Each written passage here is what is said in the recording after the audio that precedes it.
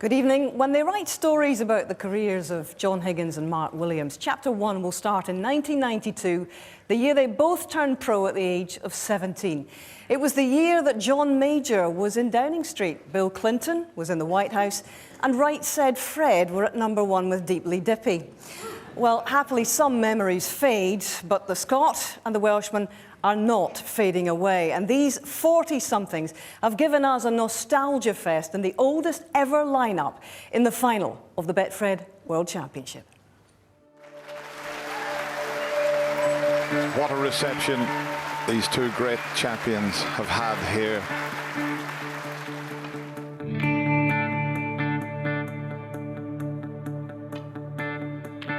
That's not a bad start from the Welsh potting machine. A bit Mark Williams special to clinch this opening frame. Most people can be afraid of winning. Great champions are afraid of losing. Excellent shot.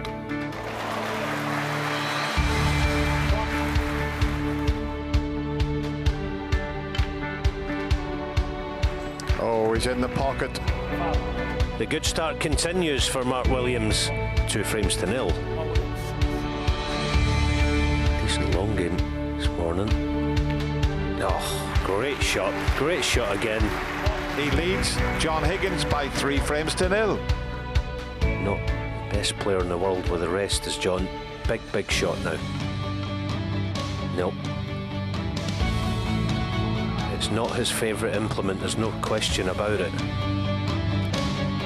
In goes the pink, and he leads the final 4 frames to 0.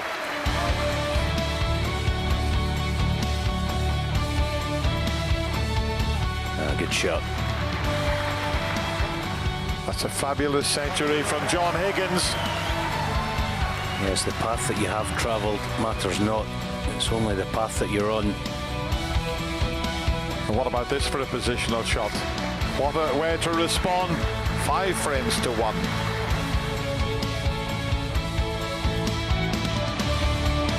Just starting to come alive now, this final, as we knew it would. Has he got it? Of course he has. And he closes the gap, trailing 5 frames to 2. This is risky. Oh, well done, great shot.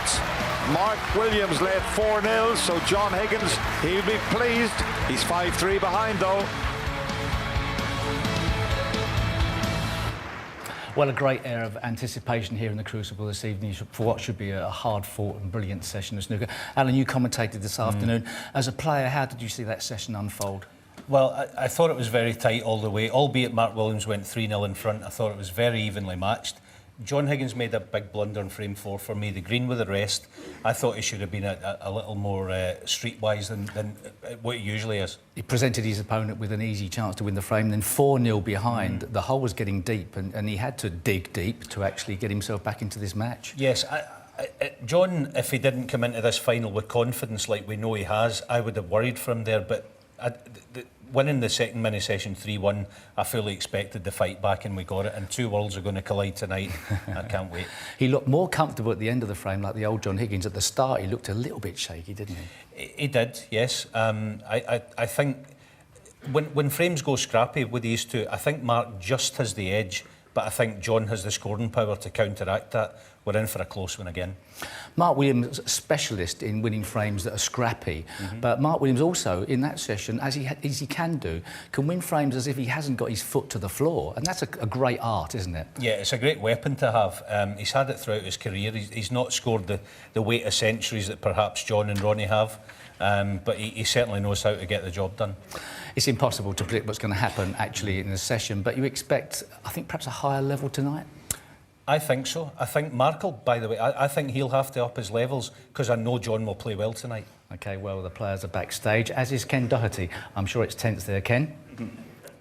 OK, well, here we are backstage in the Crucible, in the hallway. It's normally very nervous down here, but these two players, look at them, have a look at them. Nice and relaxed. Mark Williams here, looking at my name, 1997, believe it or not. And here was a certain John Higgins, won it straight after, beat me in the final. And this man, again, beat me in the final. 2003. How did you do that? Always fancy beating out Ken. And of course, Dennis Taylor down here, he won it in 85. I don't know whether he's mentioned it this week or not. Maybe a few times. Anyway, the boys are ready. This is the most important one now, 2018, and we see a little question mark there as well. But the boys, normally it's very nervous. I can't believe how relaxed it is. It's like going out for a bit of practice. Are you ready? Are you ready? Are you ready? Are you ready? You're ready, Ken. They're both ready. Let's get it on. Rob Walker, it's over to you. Good evening, ladies and gentlemen. Welcome to the second instalment of drama of this year's Betfred World Snooker Championship final. And what a monumental matchup this is turning out to be between two of the all-time greats who've won 50 ranking titles between them. A very, very special night unfolding here live at the Crucible.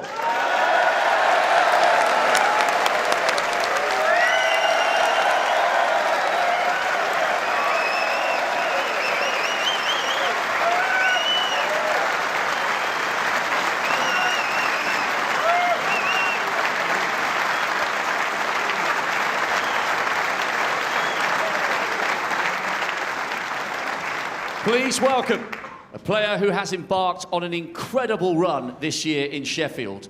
12 months after failing to qualify and contemplating retirement, he's back in the final for the first time in 15 years. And what a start this afternoon, showing all that class over the last 2 decades. Ladies and gentlemen, he will be fired up tonight in his own inimitable style. Here comes the pride of Wales, Mark Williams.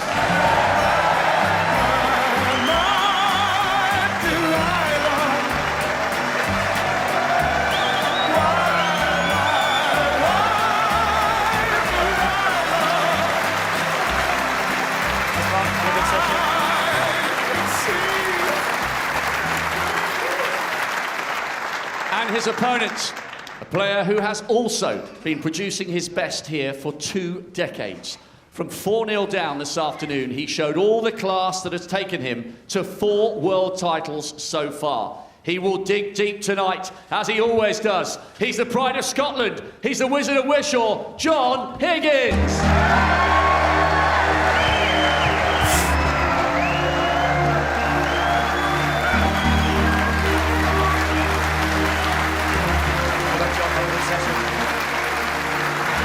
Well, this afternoon's first session had everything. A lightning-fast, confectionery-fueled start from Mark Williams and a resolute recovery after a big shock to John Higgins' system. What will we get tonight? 9 frames to play, and we'll share them in the excellent company of 2 major winners, John Parrott and John Virgo. Good evening, gents. Good evening, Hazel. Good evening, everybody. And the 2 players shake hands.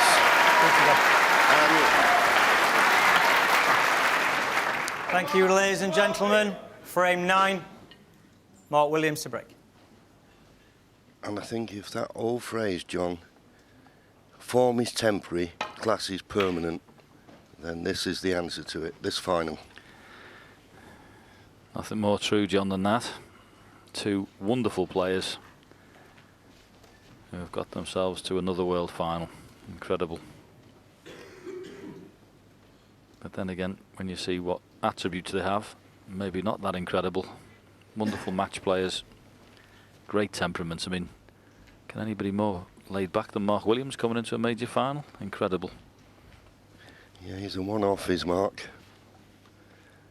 Long pot success. Well, John Higgins at 50%.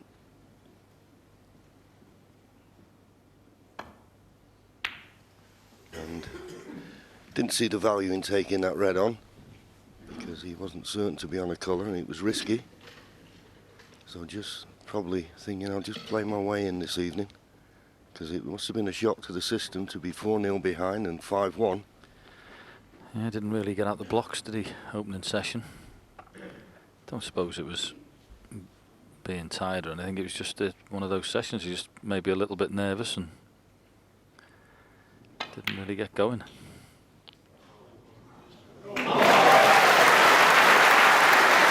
Well, spotted the double. Clever shot, as you'll see with Mark Williams, but this is a tricky black.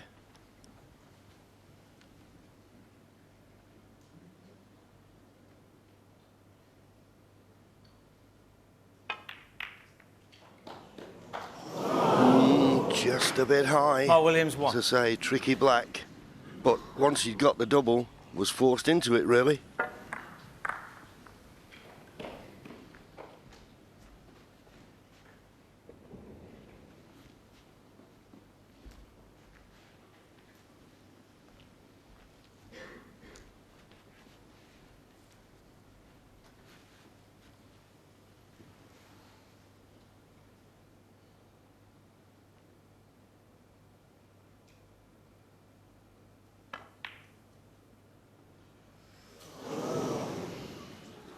So close. I think John thought it was in for a second.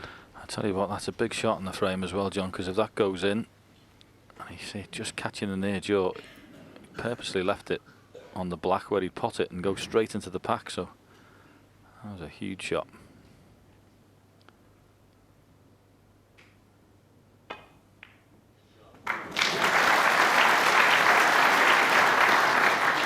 I didn't think that was on, to be honest with you. 1. He may have ended up snookered on both, pink and black. If he's landed in the one spot there, well, he can swerve this to pot it. And he's just looking to see if he swerves it with a little bit of side, will it come off the cushion and it can go between the pink for the red. And there's Manchester United footballer Michael Carrick, John, somebody who you'll know very well, being a fan. Yeah, absolutely. One of Manchester United's all-time greats. There's no doubt about that. And he's retired, but he's going to be on the coaching staff. And talking about Manchester United, all our thoughts go out to Sir Alex. Hope he's on the way to recovery.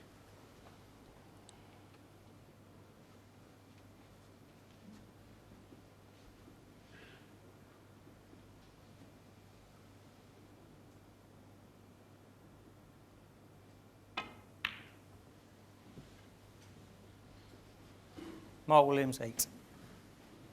That was an excellent pot from Mark in the middle there that he chipped in, but you couldn't believe where he finished. Just needed anything really on the black. It was a brilliant chance, as I say, with it being over the corner, he could have played the shot to go straight into the pack and open them up. That's John's luck. He's got a clear run to the reds just below the pink. Needs a good cue ball though. A couple of reds may be possible. Ooh, he's caught this much too thin. That's a miss hit.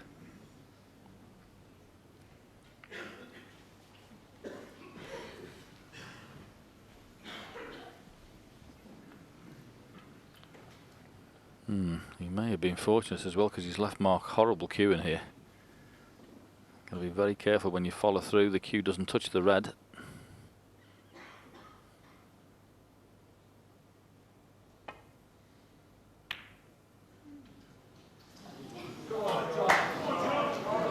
Yeah, there was a lot in that shot to think about. Not only was it extremely difficult cueing across the table, he had to keep his eye on the fact that when he followed through, there wasn't any contact with the red he was closest to, so it was a big shot.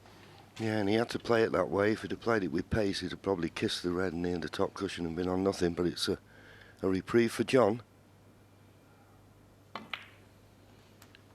And how many times do we see it? You play a bad shot, you think it's going to cost you. Next thing, it's cost you nothing and you're back at the table with a good chance.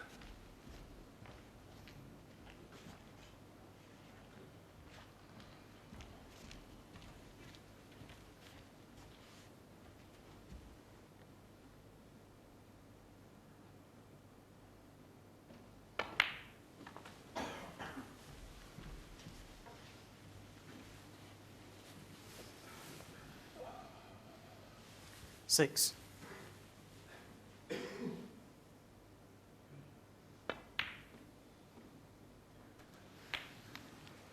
Seven. Well, off the jaw. Like you may have missed that at one point. Yeah, it was a type of shot coming off that left-hand jaw as we look. He could have lost the cue ball, but he's okay, nicely on the black. Just screwing back a fraction to leave room for the black to go back on its spot. 40.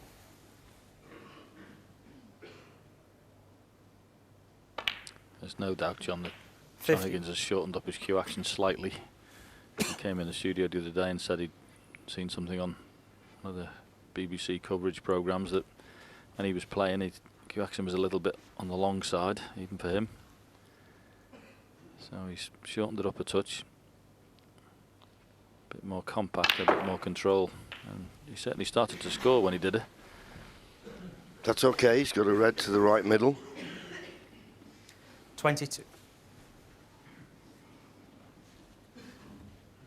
Always amazes me with John Higgins, and Stephen Hendry brought it the other day, how far the tip of the cue is from the cue ball when he addresses it. Most players are almost touching the white.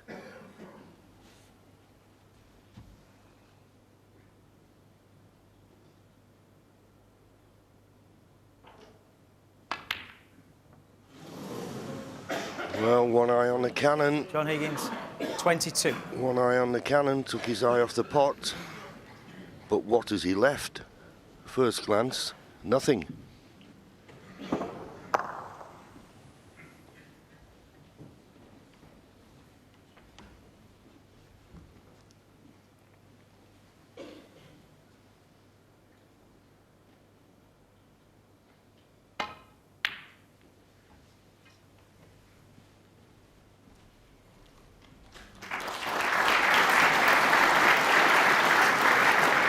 Many qualities you need as a snooker player, and patience is certainly one of them. Mark Williams has just got to hope for a better opportunity there, and also when John mishit the safety shot and left him pretty awkward. This is a wonderful arena, and the setting, well, we've been here now 41 years and it just never fails to bring out a bit of emotion. He's taking this red on. Feels the only one he can leave is the one he's playing. Great pot. Wonderful shot.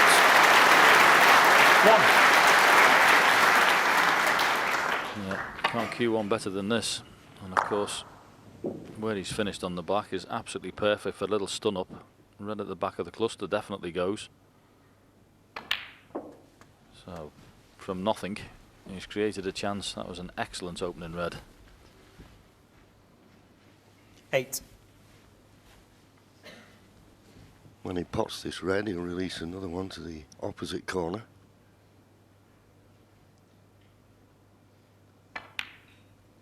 Purposely leaving himself 9. low on the black. He's got an angle to go into them. But if he just played a cannon on the loose red that's to the left of him, he'd have a red to the opposite corner to the black. Depends how he feels, whether he feels as though he can guarantee the cannon on the loose red.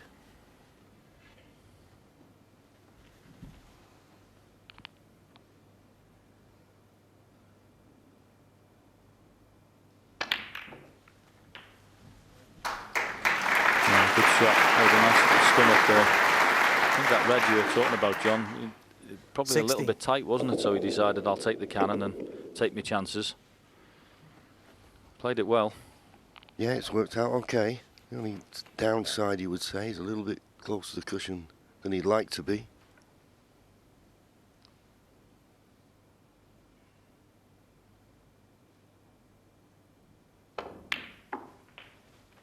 But that was a good 70. shot. And he's got a nice angle on the black. You feel just one good positional shot here, and the 30 points he needs to get to snooker's required stage will be there. But it's just one more good positional shot.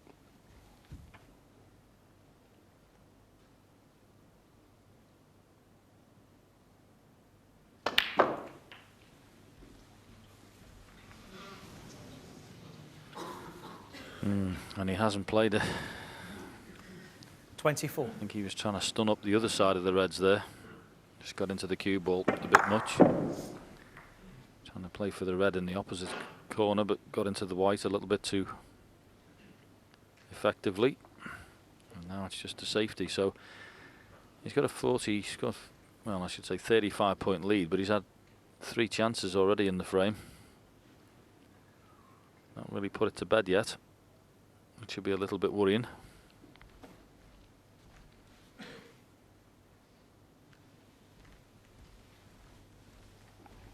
Yeah, he doesn't want to overcomplicate this third shot. Well, it looks like he's going to play safe into the top cushion and just put a red safe and the black safe, or John in a Higgins, safe-ish 24. position. So always thinking not to put the disappointment of the poor positional shot behind him, but this frame's still well and truly on. Yeah, he sacrificed there. More or less would have known he could be in trouble. And Mark Williams hasn't quite got enough on the cue ball, but there was a chance there he could have been right behind the brown. John still thought it was worth playing to try and get the black safe.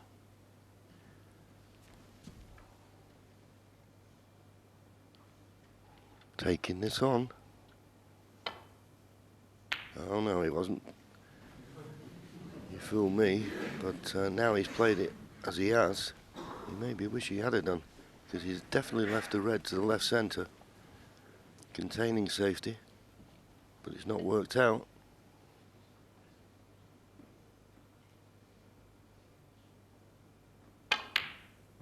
There's a brilliant pot in the middle pocket. One.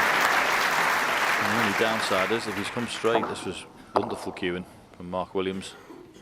Not a lot to look at there in those middles, John.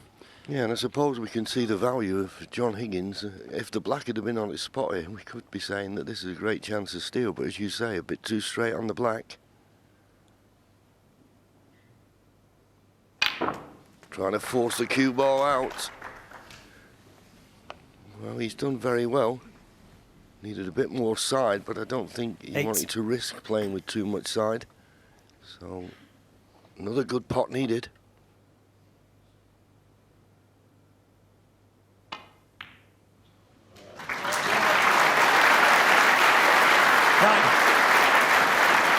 Good pot played. Excellent. And this is a really dangerous table now for John Higgins.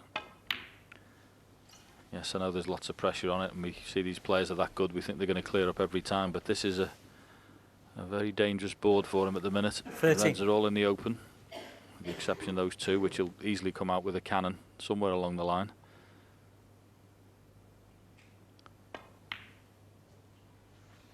So this is a very 40. good chance for Mark Williams, and an extremely important one, John. Yeah, absolutely. As you say, John Higgins has already had 3 chances, but it will a lot depend on this shot. He's looked to play a cannon on the red just to the left of the pink to hold, but he needs to catch it full in the face. Just about there, he's perfect. What an absolutely wonderful touch he's got. 90. I mean, if that shot goes wrong at end of break, he's hit it plumb. As I say, once he gets 20. this black, the next red, the black is perfect for a stun up into the two stuck together.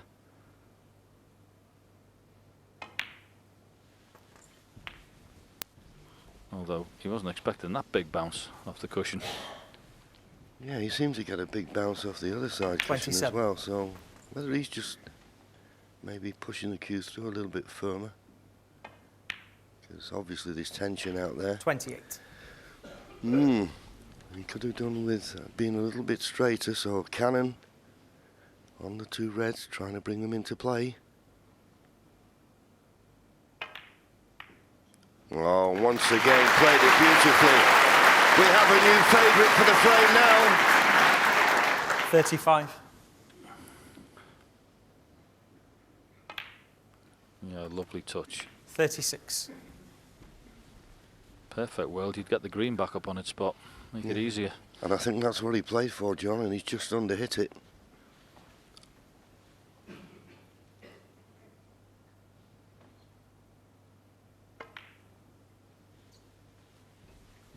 He was able to control the cue ball nicely. Now 2 points ahead. 39.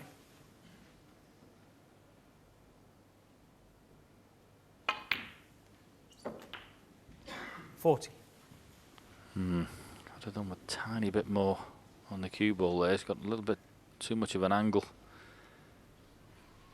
Don't think he can drop the blue in without getting the cannon on the yellow. It's very close. He just plays the drop in. If he can, that's what he'll play. Yeah, because it looks like the yellow will pass the brown into the far right corner. It's all about line and length. Good line. Perfect length. 45. He's taken these well, hasn't he?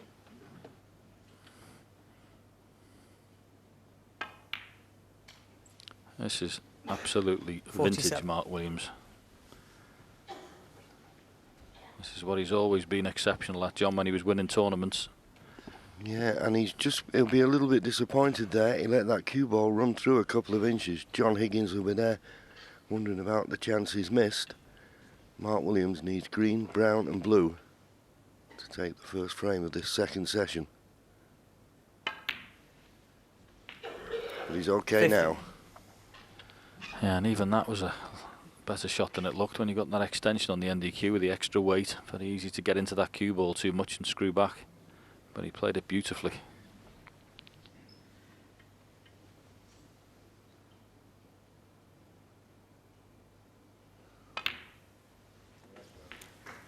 $54.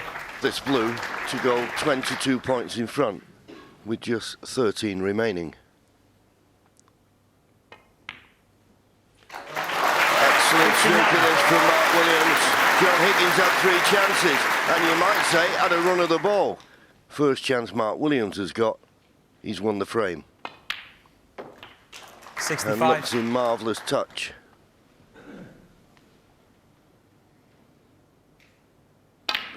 Good start from Mark Williams. He won't be worried whether the cue ball goes in the middle or not. 72 in the frame. The family are happy. John Higgins needs to pick up his game. 3 chances and not taken. Mark Williams now extends his lead to 3. 6 frames to 3.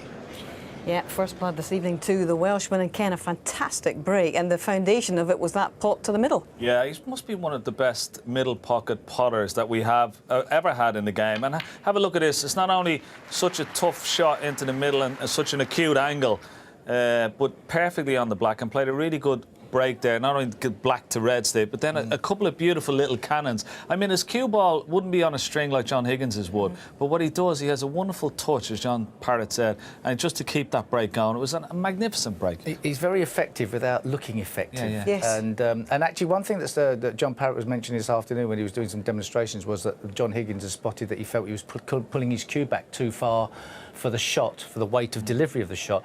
But it's something I spotted with Mark Williams. I think Mark Williams is pulling the cue back shorter distance than he had to a few years ago. So he's very compact, and he's hitting through the ball positively because he's not pulling the cue back too far.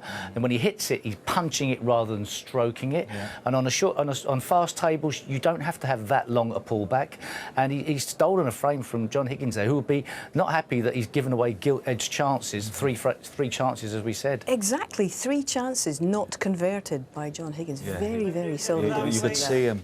He was steaming in his chair there as Mark Williams was clearing up. That was a chance missed for John Higgins.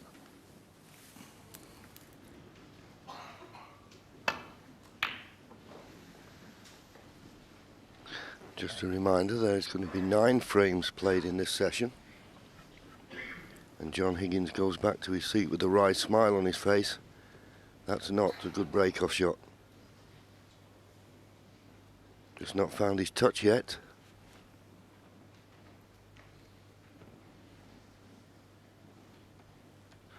Yeah, I love this shot and the break, John. This one, absolutely perfect. To hit that red full ball, it was end the break if he missed that. Beautiful little shot.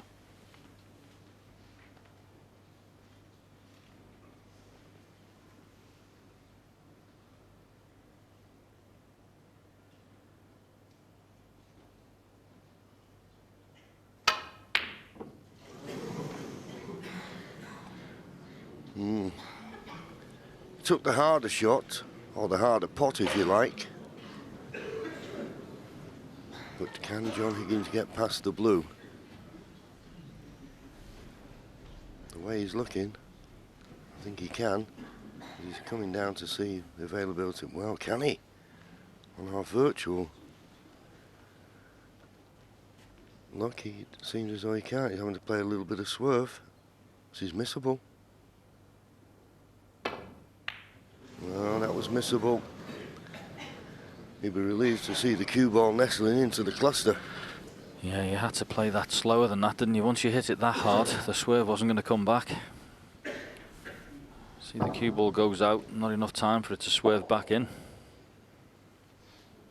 I'm very fortunate to stick in the side of the pack.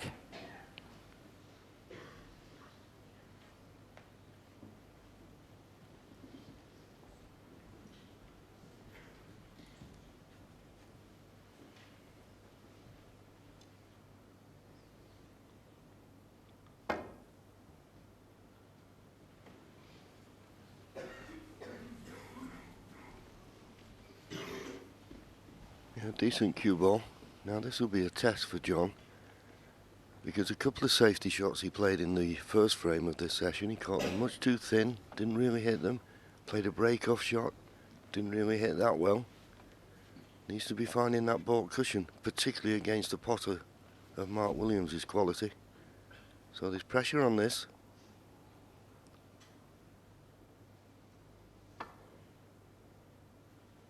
And that's why once again he played it containing, but he's not hit it right at all. Okay, he probably left a red that Mark won't be tempted with, but that's certainly not like he played it.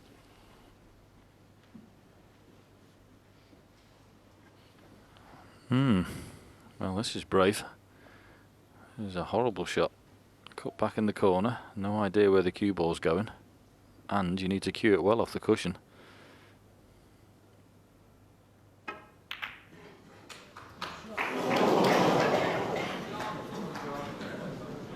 I question that shot selection, John, because as you said, particularly under the cushion, it's hard to generate the pace, even if the red had gone in. Look where the cue ball finished.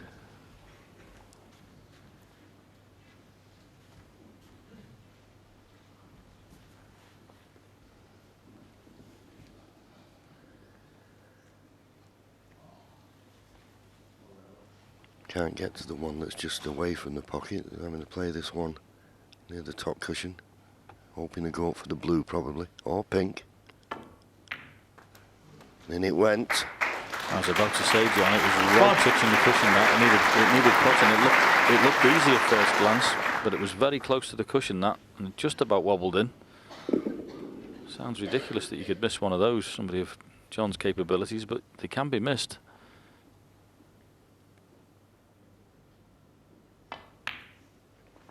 Just feel as if he needs to make a frame-winning contribution with one of these chances just to settle down this evening. As we mentioned, he had 2 or 3 chances in the opening 6. frame, didn't take them. Just needs to get his scoring boots on.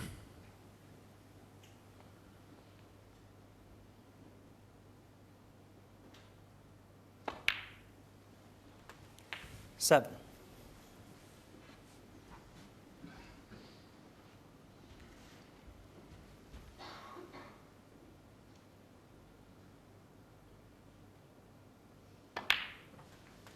Mind you, I'm saying that, John, in one of the sessions with Kyron Wilson, in the 8 frames, his highest break was 37, if you can believe that. But he came out of the session 4-4 with him.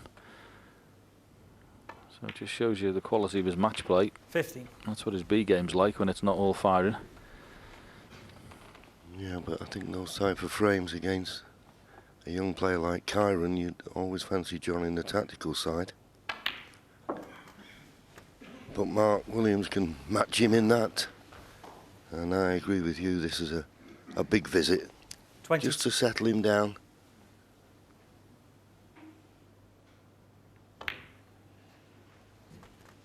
$23. The 2 reds adjacent to the left corner pocket, I think. Well, at least one goes, so he could stand up for one of those here. Which he's done it now. I assume the right hand one goes as well. 30.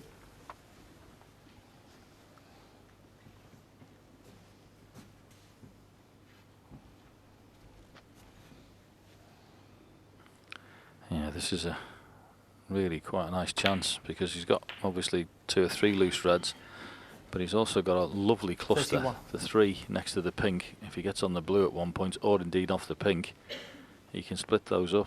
He's having a look at the pink now, but it's one of those that'll be absolutely lovely coming in there off the blue.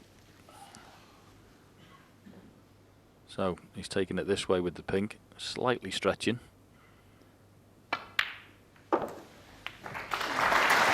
you go, flicks the 3 reds out into open play. Even better chance. 37. Yeah. I did hear what he said.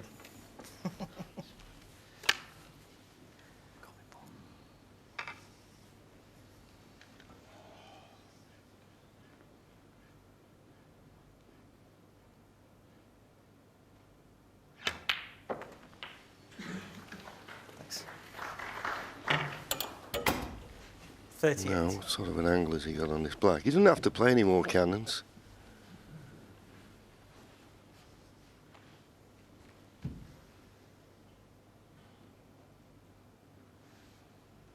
Yeah, not sure.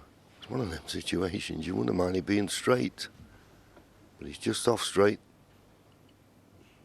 Got to cue this nice. He's got a little bit twixt in between. 45. Just looking for another 25 points at this visit to get to snooker's required. Taking the slightly trickier red in the left-hand middle.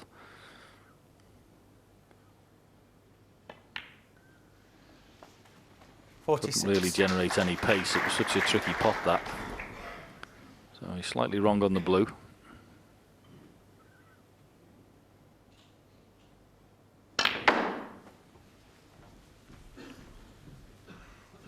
Is the cue ball going to pull up?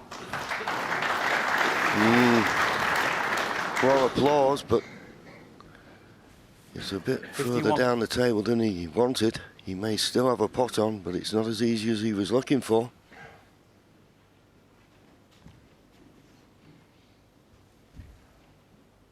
Still looking for 3 more reds.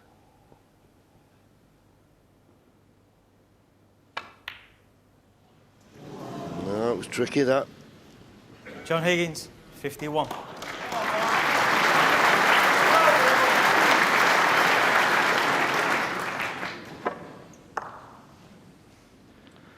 Yeah, it's not an easy shot, that, trying to screw down and up the table off it.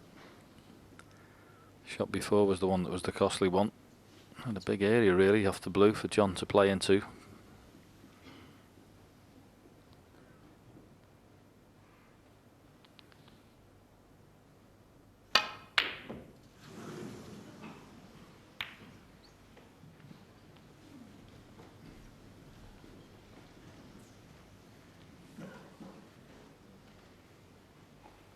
Well, that was, once again, when you play it with that page, you've got to be so accurate.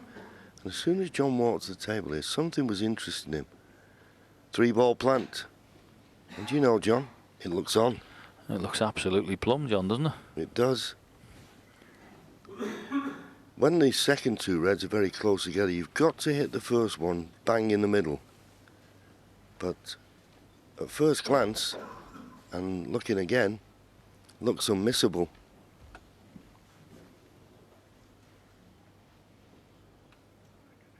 Well, I'd be amazed if he doesn't take it.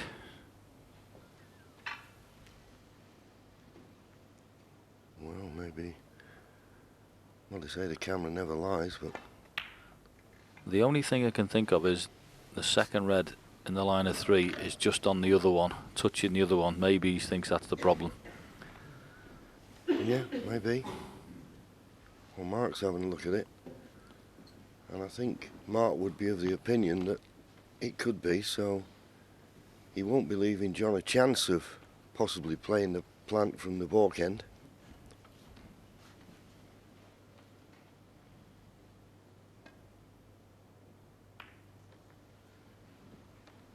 Okay then.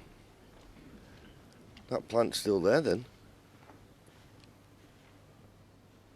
I mean, in that virtual thing, I mean, it looks on, but you know better when you get down behind a shot, obviously. No, just nestling into them. Yeah, it is touching the other red, John. And that one didn't touch your red either. No. Mark Williams, 4.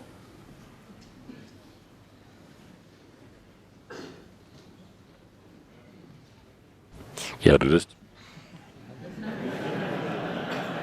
He's not asking the referee to replace it, is he?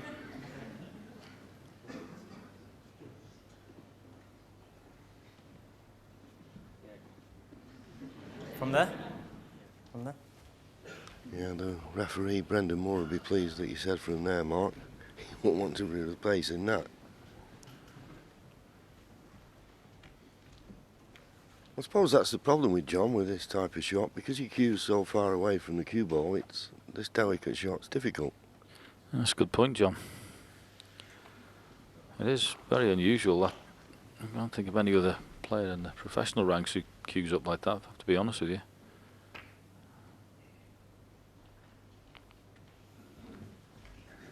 Well, that's opened the Reds up. Mark Williams hoping to get the next chance. You feel if John Higgins gets it, he'll be frame over. And possibility of cutting this red to the right middle. Well, no, just decided to knock it safe, so he's putting a few insurance balls to the cushions. Don't want to take any undue risks. He's trying to protect that 47-point lead. Tried it in the last frame, didn't work.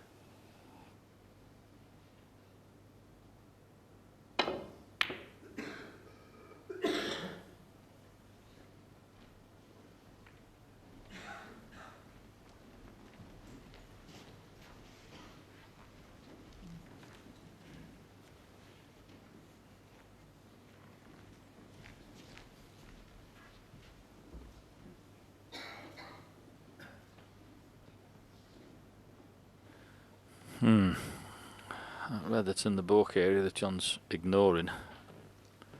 It's going to play some part in this shot, because if John Higgins thinks he's found a shot to nothing somewhere, or he's having a look now, I wonder what shot he's come up with there. Yeah, there's that red that's just up and to the right of the black. Only problem is you've got to be careful he doesn't run into the red near the left-hand side cushion. Well, he's avoided that, but by playing it that way, well, he's left the red he played. Not striking the ball well so far this evening. Well, it's also a bit strange, John, isn't it? Because he's played the shot before to put a red on the cushion to try and keep it as tight as possible, and then follows it with that shot. It's not like John at all, that one. One. Anyway, it's gone. Left by your decisions. If Mark Williams can, after potting his excellent red, can knock the blue in, big chance certainly to get back in the frame.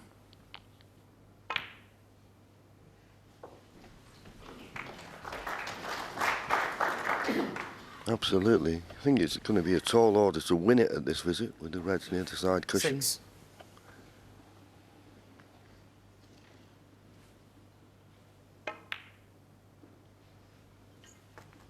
7.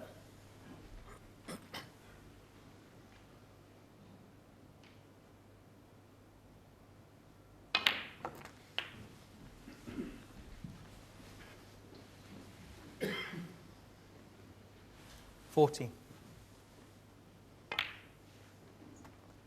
15. Right, he's hitting the ball this evening, Mark Williams. It really is just like him at his best. Floats around the snooker table like nobody else. 22. Economy of effort with the cue ball. Doesn't hit anything hard.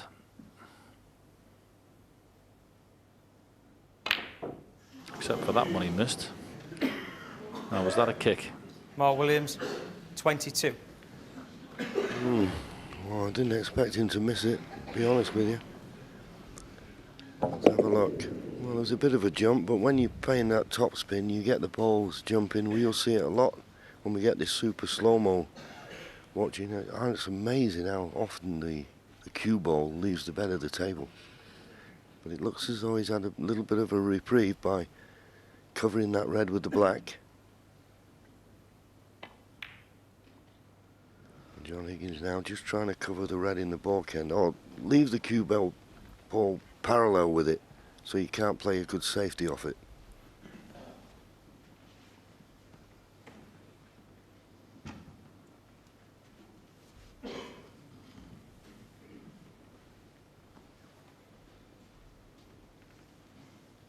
This was the shot before. Yeah, you see where the cue ball stopped on impact.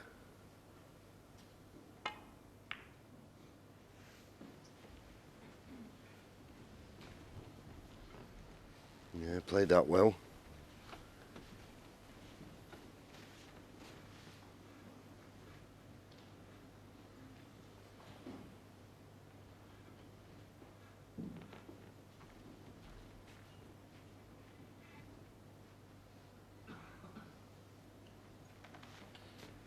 Yeah, just a clever little shot from Mark there. Just chipped the red cue ball opposite so he couldn't see it, the one in the baulk area. John may be forced into a pot here.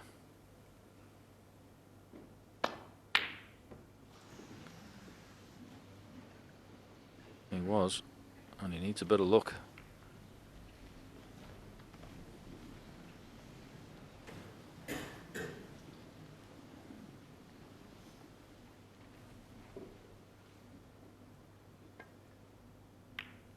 Yeah, the brown was blocking the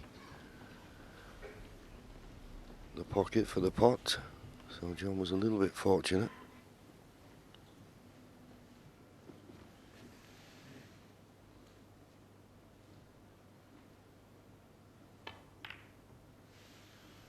The significance of this session this evening, 9 frames, somebody's going to win it. Stands to reason 9 frames, an odd number. With Mark Williams already holding a 2-frame advantage when we come into this evening, you just feel that John Higgins' goal was to try and win this evening's session, but so far Mark Williams looks the steadier of the two.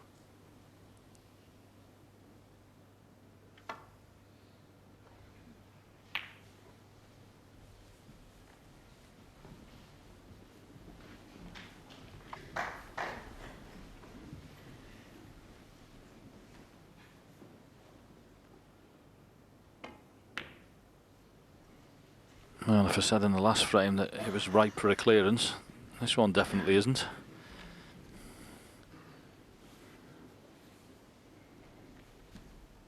And John Higgins won't be in a hurry to remove those reds. Okay, it's only a 25-point lead, but the way the balls are, that's quite a big lead.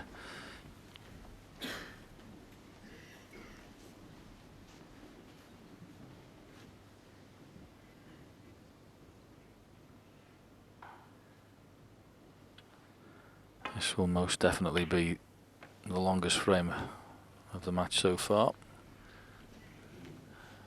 21 minutes in frame 2 is the longest frame they've played, so that'll be going past that in a minute.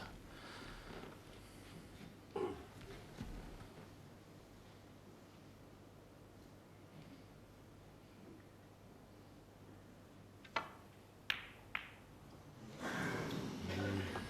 was a half chance.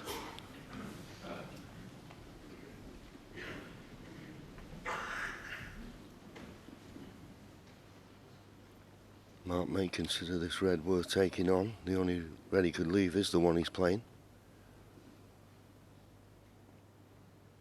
But both players at the moment got a touch of the nearlies. And every time a red's missed, he seems to go to a cushion.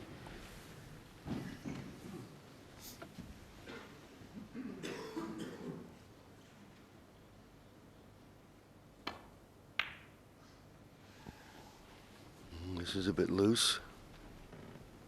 Well, maybe the pink's just covering it. No luck from Mark. So just intent on getting this red away from the cushion. Possible double. Treble. Oh! Where did the cue ball nearly go?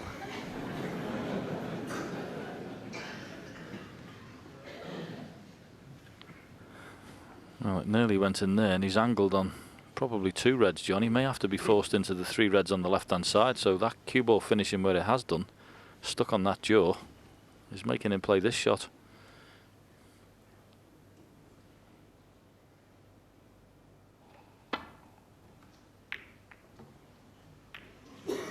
Well, got us what Dennis Taylor said, a dreaded double kiss, but that's a good double kiss.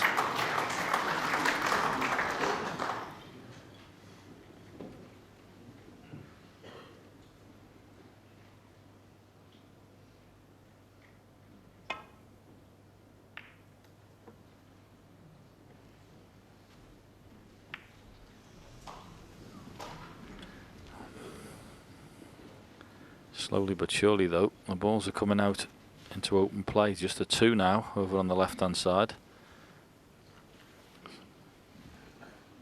So Mark Williams showing all the patience. He was quite happy before just to chip the balls on the cushion himself, despite being behind.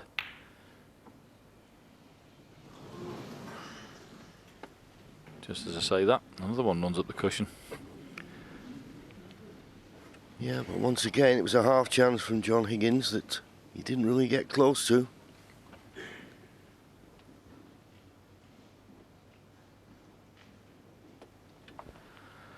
He's in trouble here, Mark. This is what he's got. Can't see those 2 reds there. He can only play the ones down the left-hand side. Not easy to get back to the balk area.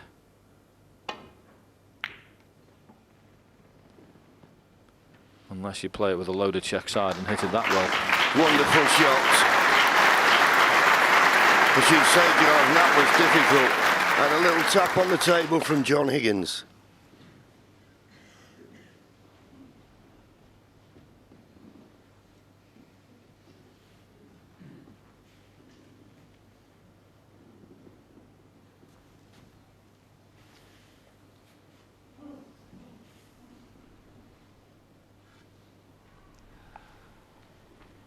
Just coming up to 24 minutes and can't see an end in sight.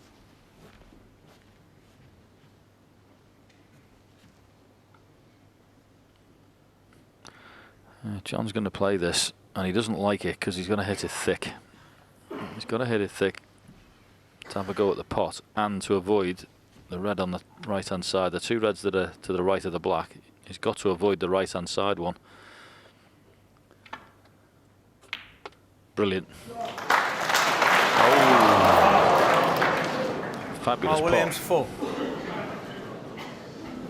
Yeah, and of course he always knew the cue ball was going close to the opposite corner.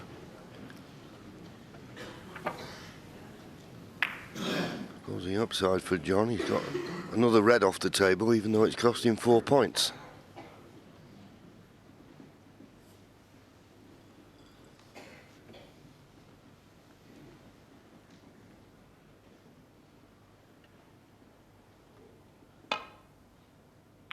Saw the scoreboard there. Mark Williams has got to get the next chance, you feel. If John Higgins gets it, he'll win the frame.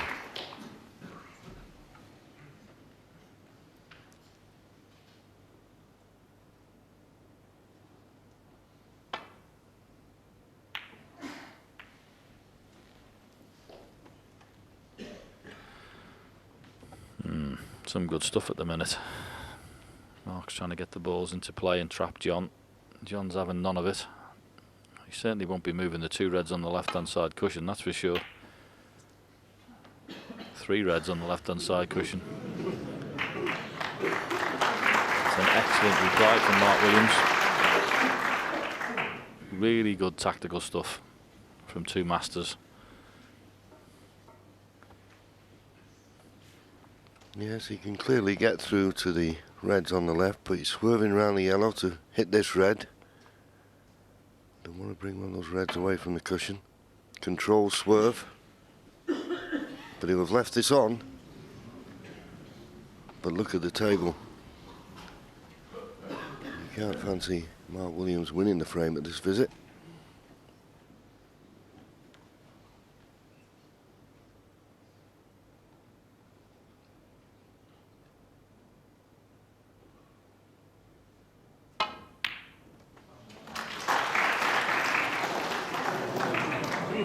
What a brilliant try that was. Played the red with pace, up off the top cushion, trying to come down and split the reds. And just got the bump. Very clever shot. Yeah, and if he hadn't just caught the bump, I think he may have well brought 2 reds into play. As it is, the pot on the pink, too risky for no reward. Mark Williams 1. Just at the moment, Mark's in control of this safety exchange.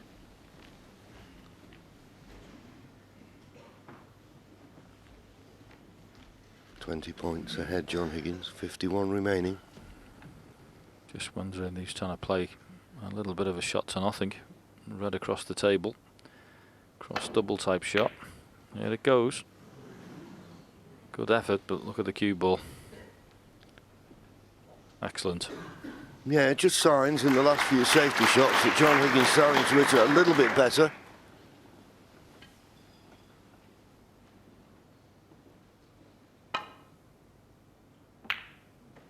Where's the cue ball going?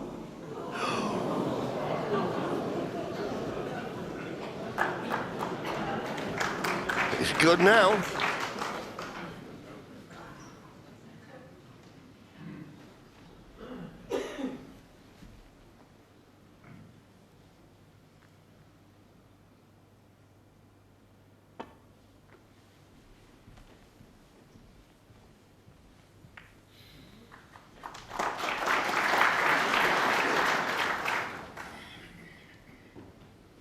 Don't think he'll take the chance of moving the reds away here, Mark. Well, he did. He could play it. So there's 2 back in play out of the 3. And the one that's on the left-hand cushion for a left-hander isn't terrible. Yes, it's in an awkward position for potting, but it's a lot better when you're left-handed. So from looking totally unpromising this frame, if Mark Williams gets the next chance, it is a chance. I think if that red wasn't on the left-hand side cushion, John Higgins may be tempted to play the pot here, but if he missed it, he could knock that red away from the cushion. This is pacey. In and out of balk. So Mark Williams is going to get that half chance, but good pot needed.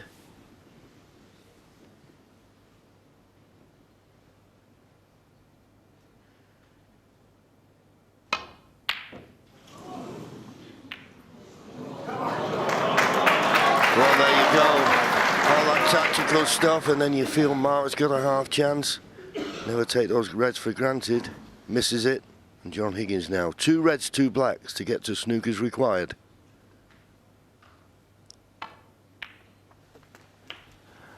Yep. 1. He'll be more than a little disappointed there, Mark Williams. He worked very, very hard to get that opportunity. Some tremendous tactical play. The balls were awkward. And he finally was presented with his chance. It wasn't easy, but he'll be kicking himself he didn't take it there. Looked like he had absolutely no chance of winning that frame. No, half an hour of determined effort from Mark Williams, but if John Higgins can pot this red, another black, he'll go 36 points in front with just 35 remaining.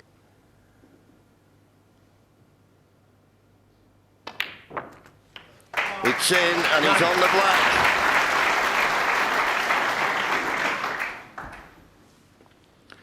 Yes, and I'll be concentrating like mad to get right behind this red. It's only 1 snooker at this level, and that isn't a great deal. So absolutely dead weight. 60. Drop it into the jaws of the pocket and let's see it disappear.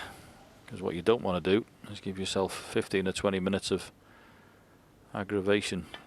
Attempted snookers by your opponent. So it's in. 17. Yes, as you say, no heroics. That'll keep Mark Williams in his seat. Any chance of you turning that off, please? As the dreaded phone starts. 24. Anyway, fortunately it didn't matter. The frame was over. And Mark Williams will stay in his seat or get out of it just to go to the... 24 and the frame. For a comfort break, as does John Higgins, but John Higgins will be mighty relieved to get that frame on the board.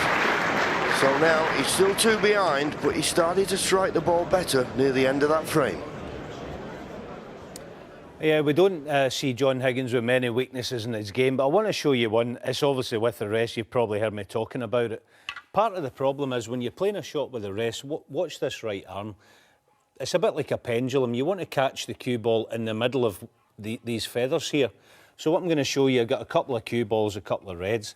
The way John feathers, excuse me, he's too far back from it. You see it there? So by the time he delivers, he's kind of searching for the cue ball. What he wants to do is get up nice and close like that, yeah? Nice and close with the ball. And then he can release them there.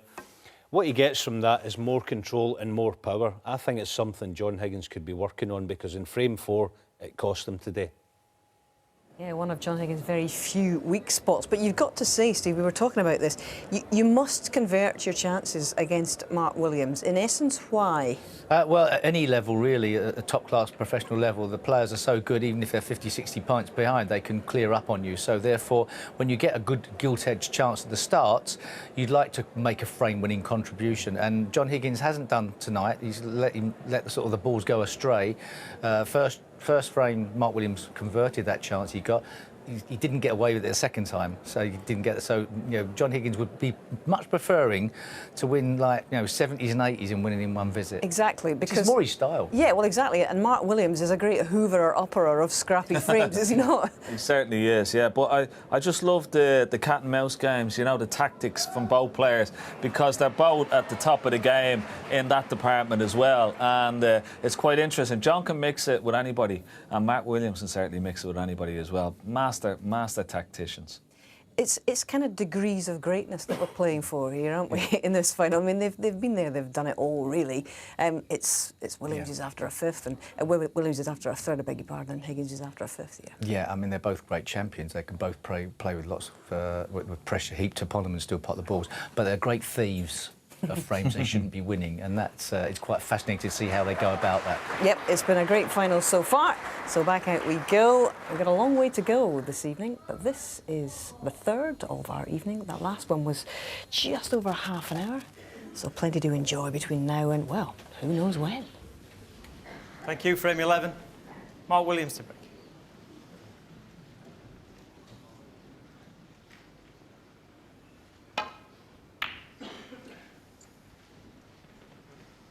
Frame 11 underway, and just looking back at those first 2 frames, John, I think Mark Williams was probably, I know he's won one of them, but he may be a little bit disappointed he's not taken both of them. Yeah, he certainly created a chance in the last frame from, well, a pretty forlorn position. As I say, the balls were horrendously awkward, weren't they, on the cushions, but he just showed tremendous patience and tactical acumen just to get himself a chance near the end. He didn't take it. It was a pot that he missed, but the stuff that he played to create that chance was fantastic. Yeah, the trademark long pot, we're used to him knocking in. He didn't. And he'll be slightly kicking himself about not taking that chance.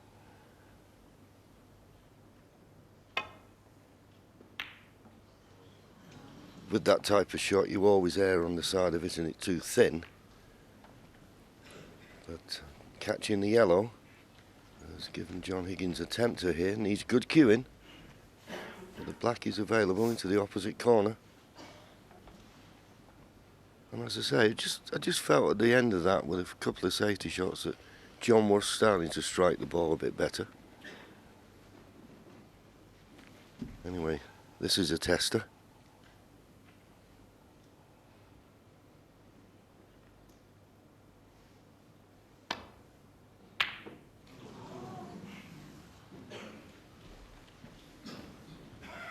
Played it in such a way that thought the only red he could leave was the one he was playing, and he was right.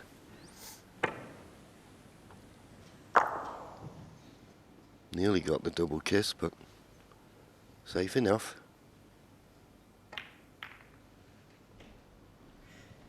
Not much Mark could do there.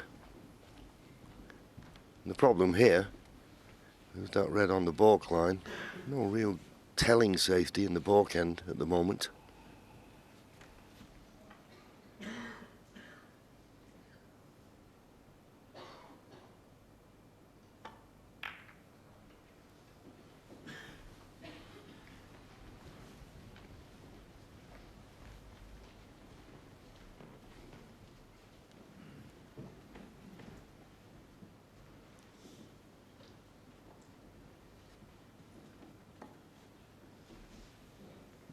Oh, it's a pretty poor shot from John there. Don't quite know what he was doing there, but he's left Mark the possibility of a pot. Screw across the face of the pink for the black, which he's potted. So, and he's played in a way that is absolutely outstanding. How many players would have played it like that? That is wonderful. It's a very strange shot from John Higgins, the last one.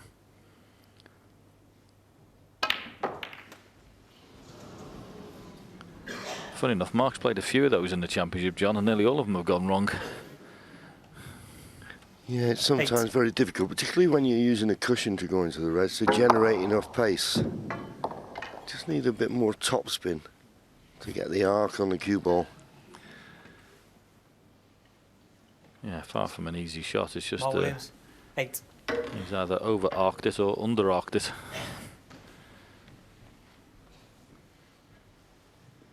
Anyway, it was not really a brilliant chance, even though the opening red was fantastic.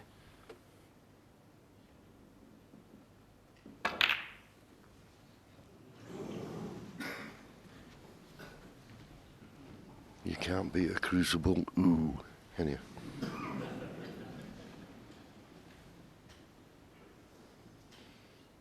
Got a good cue ball though, did John? Yeah, I don't know about you, John. I used to hate these frames. Yeah. I don't think any player particularly likes them. Mainly because when the first chance comes, all the reds will be in the open, so whoever gets the first chance, well, you think is going to win it, and it's whoever's brave enough to go for a pot that might be left. I mean, the red on the right-hand side of the table, John Higgins would normally be tempted by the double, but he can't get the cue ball into a safe place. He's looking to leave this cue ball tight to the top cushion. Just restricts what Mark Williams can do. It's all part and parcel of the game, John, isn't it? You're going to get some of these when you play them. It's just that you just know that they're just bitty, horrible frames until someone gets a chance. And whoever gets that chance, invariably, it would be a very good one. Just wondering whether he might be tempted by the double now, if he can get the cue ball back to a safe place, but not even thought of it. Just content to find his top cushion. Tighter the better. Well, this time he's trying to get a snooker behind the black, but that wasn't one of his best.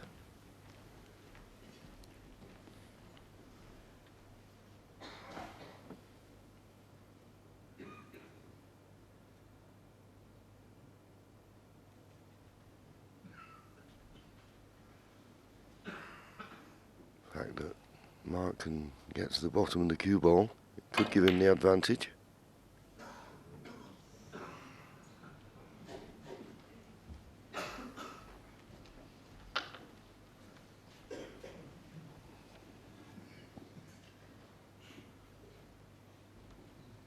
Yeah, there are very, very few players on the circuit who can go toe-to-toe in the tactical department with John Higgins.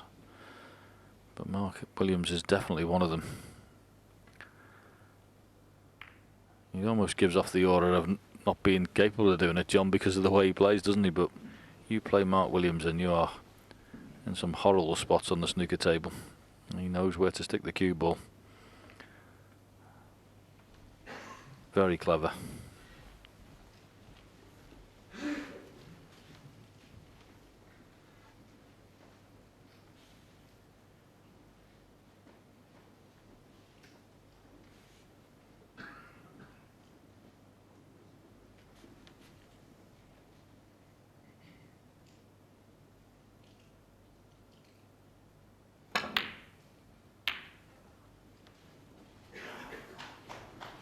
Yeah, that was a clever shot. Purposely playing that red full into the face of the brown to keep it at the other end of the table.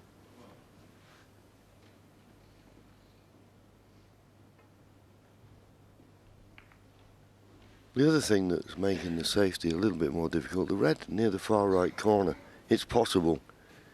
So basically all the safety has to be in the left half of the table as we look. Couldn't play safe in the right half, you could leave a cut.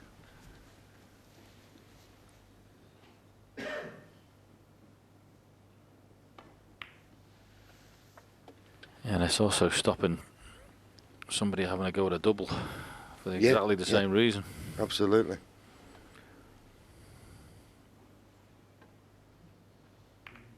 There's a couple of times I thought, oh, John might play the double here, but then I noticed that red over the corner, and unless you get the cue ball on the right-hand side of the table, but then you may leave a pot to that far corner. But these reds gradually beginning to open up.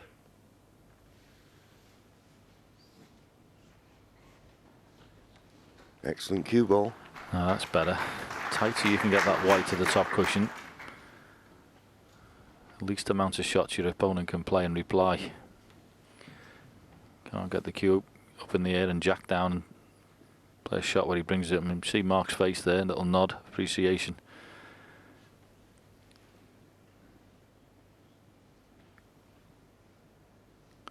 Definitely got the upper hand here, John Higgins.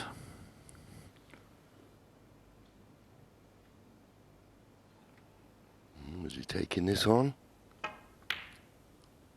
He did. He did.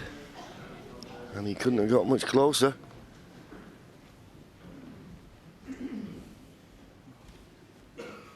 Ooh, it nearly dropped. A bit slower. Gravity may have pulled it in. Anyway, John Higgins gets the first good chance.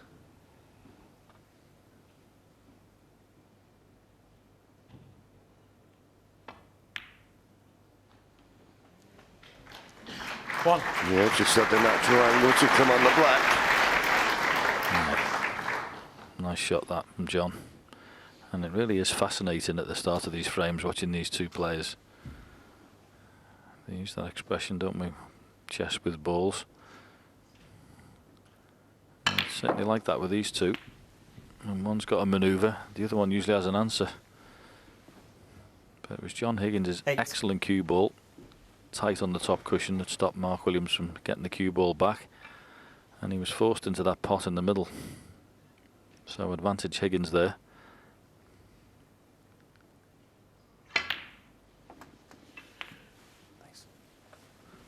Nine. Play for the brown in the middle, but he's overscrewed it. He wanted to be straightish on this brown. He's got a little bit of work to do now with the cue ball. May have to risk some kind of cannon here, coming round off two cushions. Well, he thinks he could hold it off one, and I'll tell you what, he couldn't have played that any better. He couldn't have played that any better.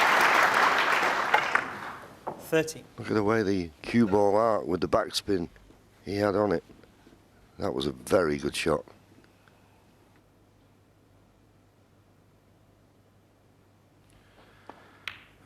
And even better, John, the angle he finished on the red, isn't it? Just to run through. Because the blue's pretty tricky with that red next to it. Maybe not pot at all. So he had to get position on the black there. Yeah, I don't think he has to play a cannon here. There's a little cluster of three, and I think the one that's sort of low will go to the same pocket as the black. That's the one he's played on. Needs a bounce. Doesn't want to be hampered by the red near the cushion. Yeah, and back to the question on the blue now. Can he run through this and get for the black? Probably. Because if he can't, that's the shot he'll play. And he could. 22. Yeah, and not only did he nudge the reds, he's opened them up. He's now got a 14-point lead. Wouldn't say the frame's at his mercy, because we're playing in the final of the World Championship. But it's a great chance. 29.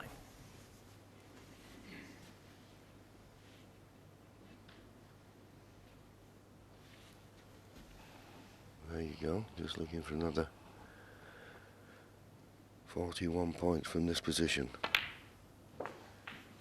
When he clears the reds at this end that are in the open, he's still got that one over the far right corner.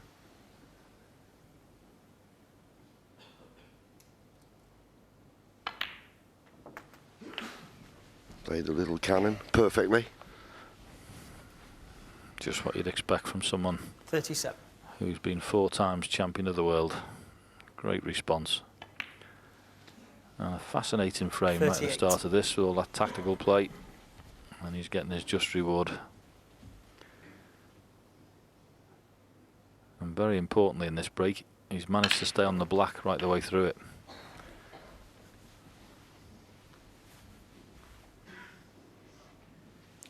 Doesn't have to 45. get involved going up the table towards the blue, which is slightly hampered by that loose red. 46. This is excellent. Yeah, and I picked on it, or picked up on it in the last frame. Just signs now he's getting through the ball better. He was a bit nervy at the start of this session, but he's gone through that barrier and now cueing a lot better.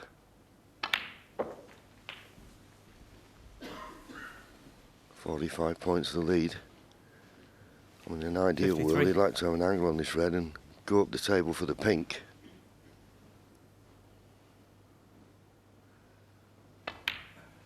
Well, he's decided to play 54. for the black as long as he's not straight.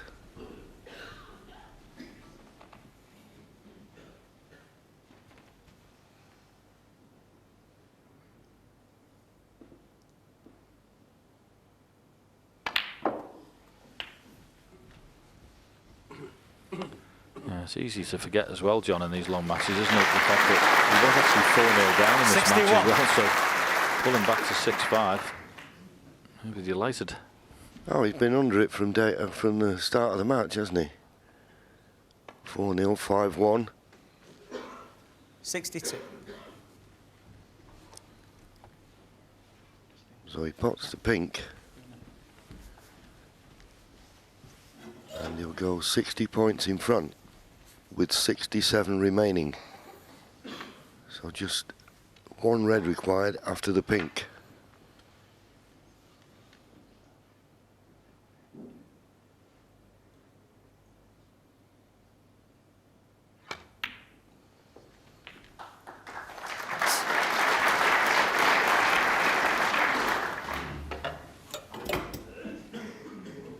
That confirms it. This red, and Mark Williams will need a 68. snooker.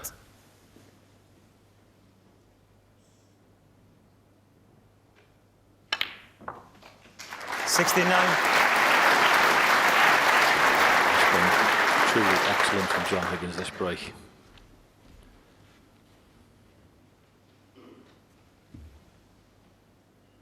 Lovely cue ball control. Perfect position round the black spot.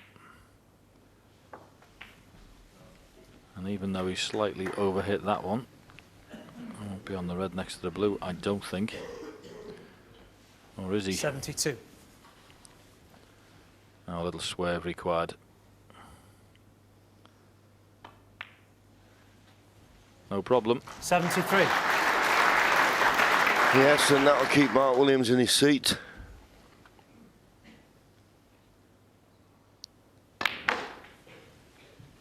And for any aspiring snooker players, you watch on John Higgins. He went through a rough spell at the start of this match. 78. Went in through a rough spell in the first couple of frames, even though he managed to win one. Just believing that he hung on in there, 79. he starts to cue better. And he certainly is. Chances of making a century. Going to be very difficult with the two reds on either side of the table, but he does like a double.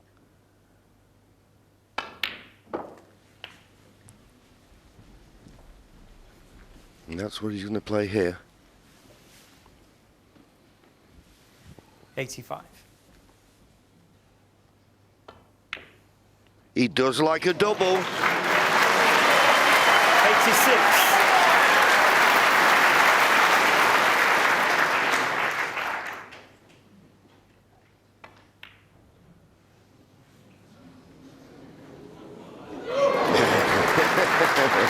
That's the lovely thing when you're in the Crucible Theatre. When someone rolls a ball, you don't know it's 92. in until it drops. He's already had 8 centuries in the tournament.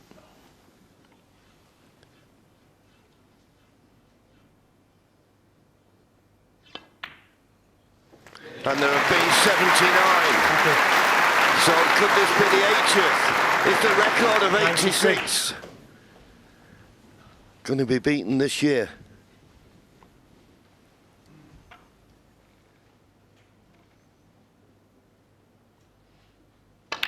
Well played. Wonderful. Turn up. And the Higgins family well pleased with that.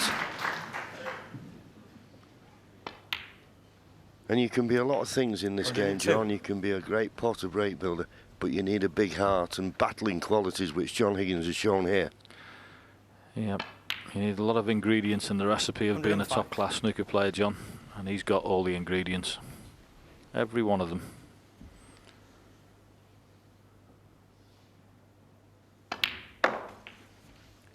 $109.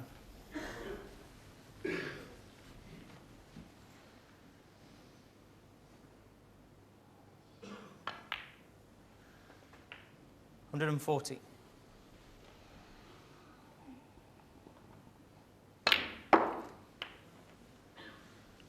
Well, we said when they were tip-tapping about, it's a frame that no professional like, because when you get the first chance, then invariably the balls are there for the taking. But you've got to take them, and you can't take them much better than that. The Higgins family over the moon, as will John Higgins. He's still one behind, but now beginning to cue well. Mark Williams leads 6-5. Well, there you go, a confirmation that that is John's 9th, and it's the 80th century of the championship so far. We're chasing 86 as the record here in 2015 and 2016. And if we're to do that, there's already been 2 centuries in this final made by John. The top in any match here has been 8. We're going to have to beat that in order to break the record this year. Can be done, of course, and he's certainly gone about it the right way. And it was all Ken and Steve because of this miss, the foundation of it from Mark Williams. they were sort of fiddling around trying to get the cue ball back, and eventually John got Mark Williams in a very difficult situation. And Mark, as he normally does, tries to pot himself out of the situation here, and he goes for this red into the centre pocket, and just look how close it is. Just went into the pocket and out of it. But if you look at the position of the balls there, Hazel, actually John Higgins cleared the table from that position. It was an incredible break, and it sort of got him into the groove. From that position, actually, the only ball that he was leaving was the one he missed. So he's a clever opportunist player as well. But you know, like somewhere down the line, you have to take a risk. And Mark was the one that did, and John Higgins capitalised. This is the last before their interval.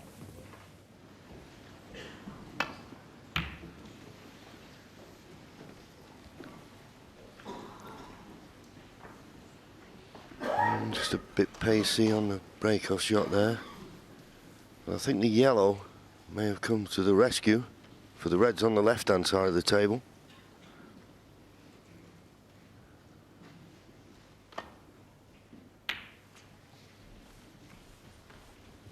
And we always say that the World Championship is a marathon. This is Mark Williams' 100th frame of the championship so far. On the other hand, John Higgins has had 98. Not a lot of difference. Should be warmed up by now then.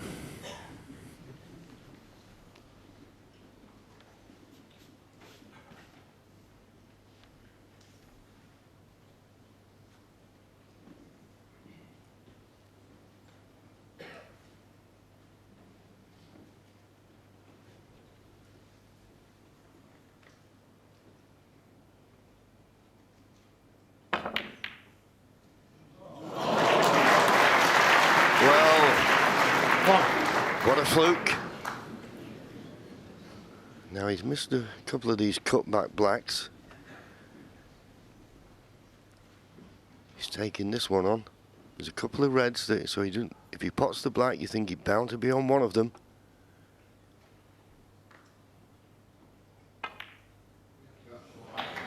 Played it well.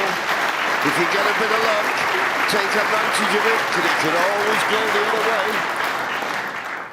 8.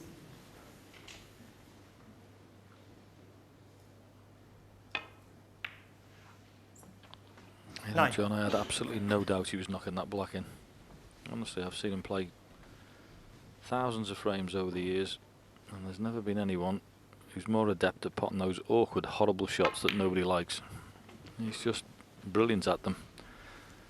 Here's the fluke, which obviously it was. 11. The safety, but the black after it. And there's John Higgins Not too impressed by it. But the black afterwards was horrible. 12. But he's brilliant at them. Now, to play the cannon, because the pink is slightly separated from the cluster, he'll have to hit the pink absolutely plumb full in the face to get that pink to run into the reds. There's one loose red, but you might not get a better chance than this. Gotta hit that pink full. No, he didn't, and that's why he's gone in the corner. Mark Williams, 12. John Higgins, 6. Needed to hit the pink full. Okay, don't get me wrong, it's a little unlucky for the pink to go in. Look at it again. See, he just caught it half ball on the left-hand side as we look. Unlucky to see the pink go in, though.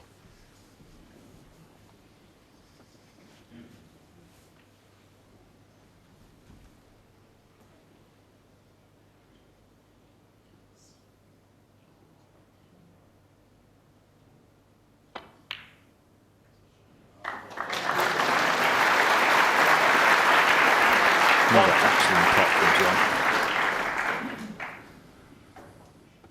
Does seem to be coming to the boil now. Well, will we play the same shot, do you think, John? He's looking at it. Once again, because the pink's slightly separated, but he can play it slightly differently. He can play it a bit gentler and play half ball on the pink and the red just left of the pink. He'd still be on one to the corner. But does he go all out full-blooded? Looks like it.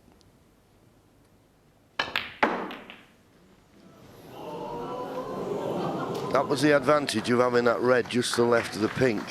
There was always a chance you could have developed that. 6. Well,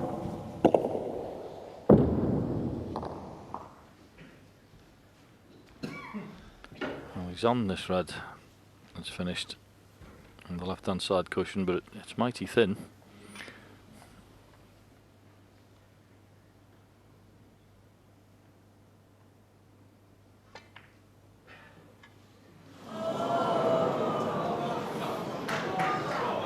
As you say, John, it was mighty John thin, Higgins, and it was a 6. delicate shot. Settle down, please, thank you. The way John Higgins' face looked, he just caught that jaw, didn't it?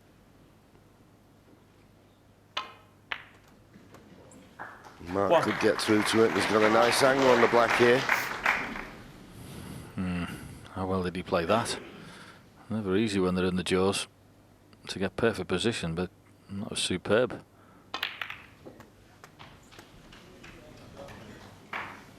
Well, under normal circumstances, you'd say maybe he's a little bit unlucky there. They stuck 8. on him, but the red he's got to the left corner. We may be able to get one to the right middle. The right corner. Oh, well, the one to the right middle shouldn't cause him a problem.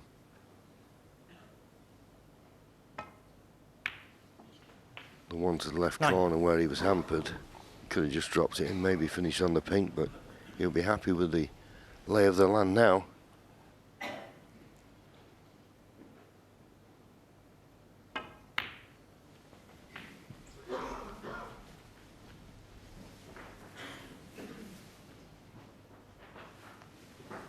$40.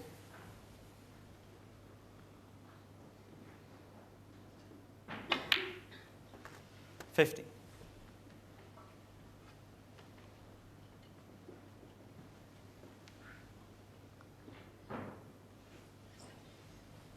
2. Yeah, that's twice now, and referee Brendan Moore has just said, just give me a second, because there's some noise coming from backstage. Don't know where from.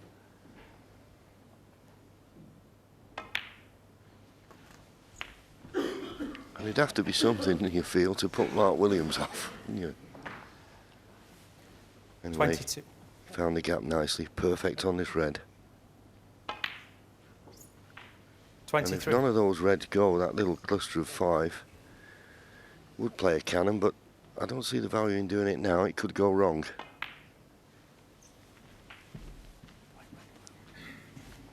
But he'll be 28. thinking of it pretty soon.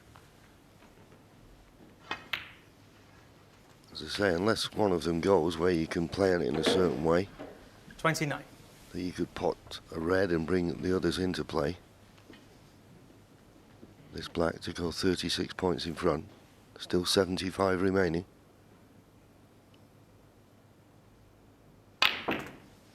Played the cannon that time. Well, it's all right, but that cue ball being close to the side cushion doesn't make this red to the middle any easier.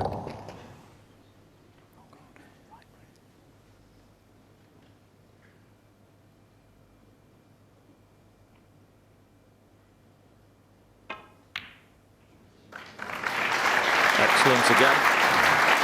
37. He's lost the cue ball, and that was a tricky enough pot. And where the reds are, stuck behind the brown. Good luck with this one, John. Mark Williams, 37. If he hits one here and gets this safe, he'll be over the moon.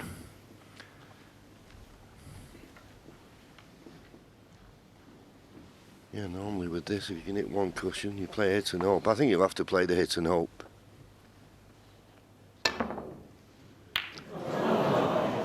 Foul, and a miss. Now, Mark Williams, 7. here's a question now for Mark. Although he'll take this red on. A potter of his stature, he's not going to have these replaced. And this is a chance to win the frame now.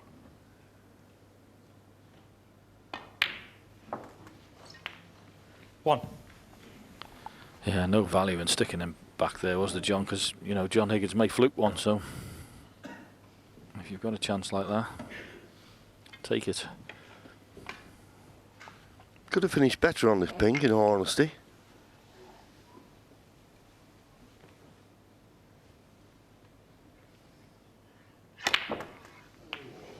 But played that well, using the rest. And this red, just this red, will put him 52 points in front with just 51 remaining. And he'll restore his 2-frame advantage going into the mid-session interval.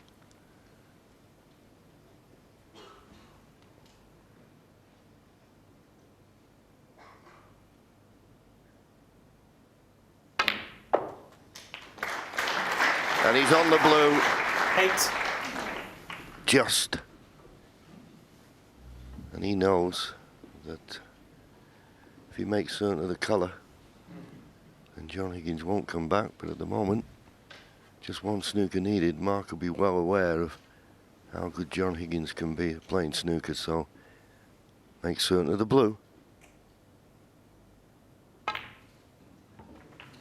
And he did. And he's going to be on the red below the pink.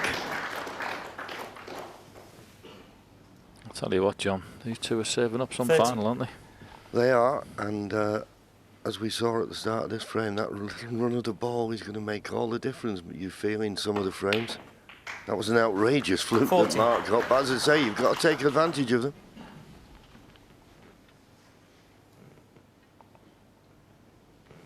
Give him the platform to win this frame. Just have a look at the scoreboard. Pots the pink. There'll be no way that John Higgins will come back to the table.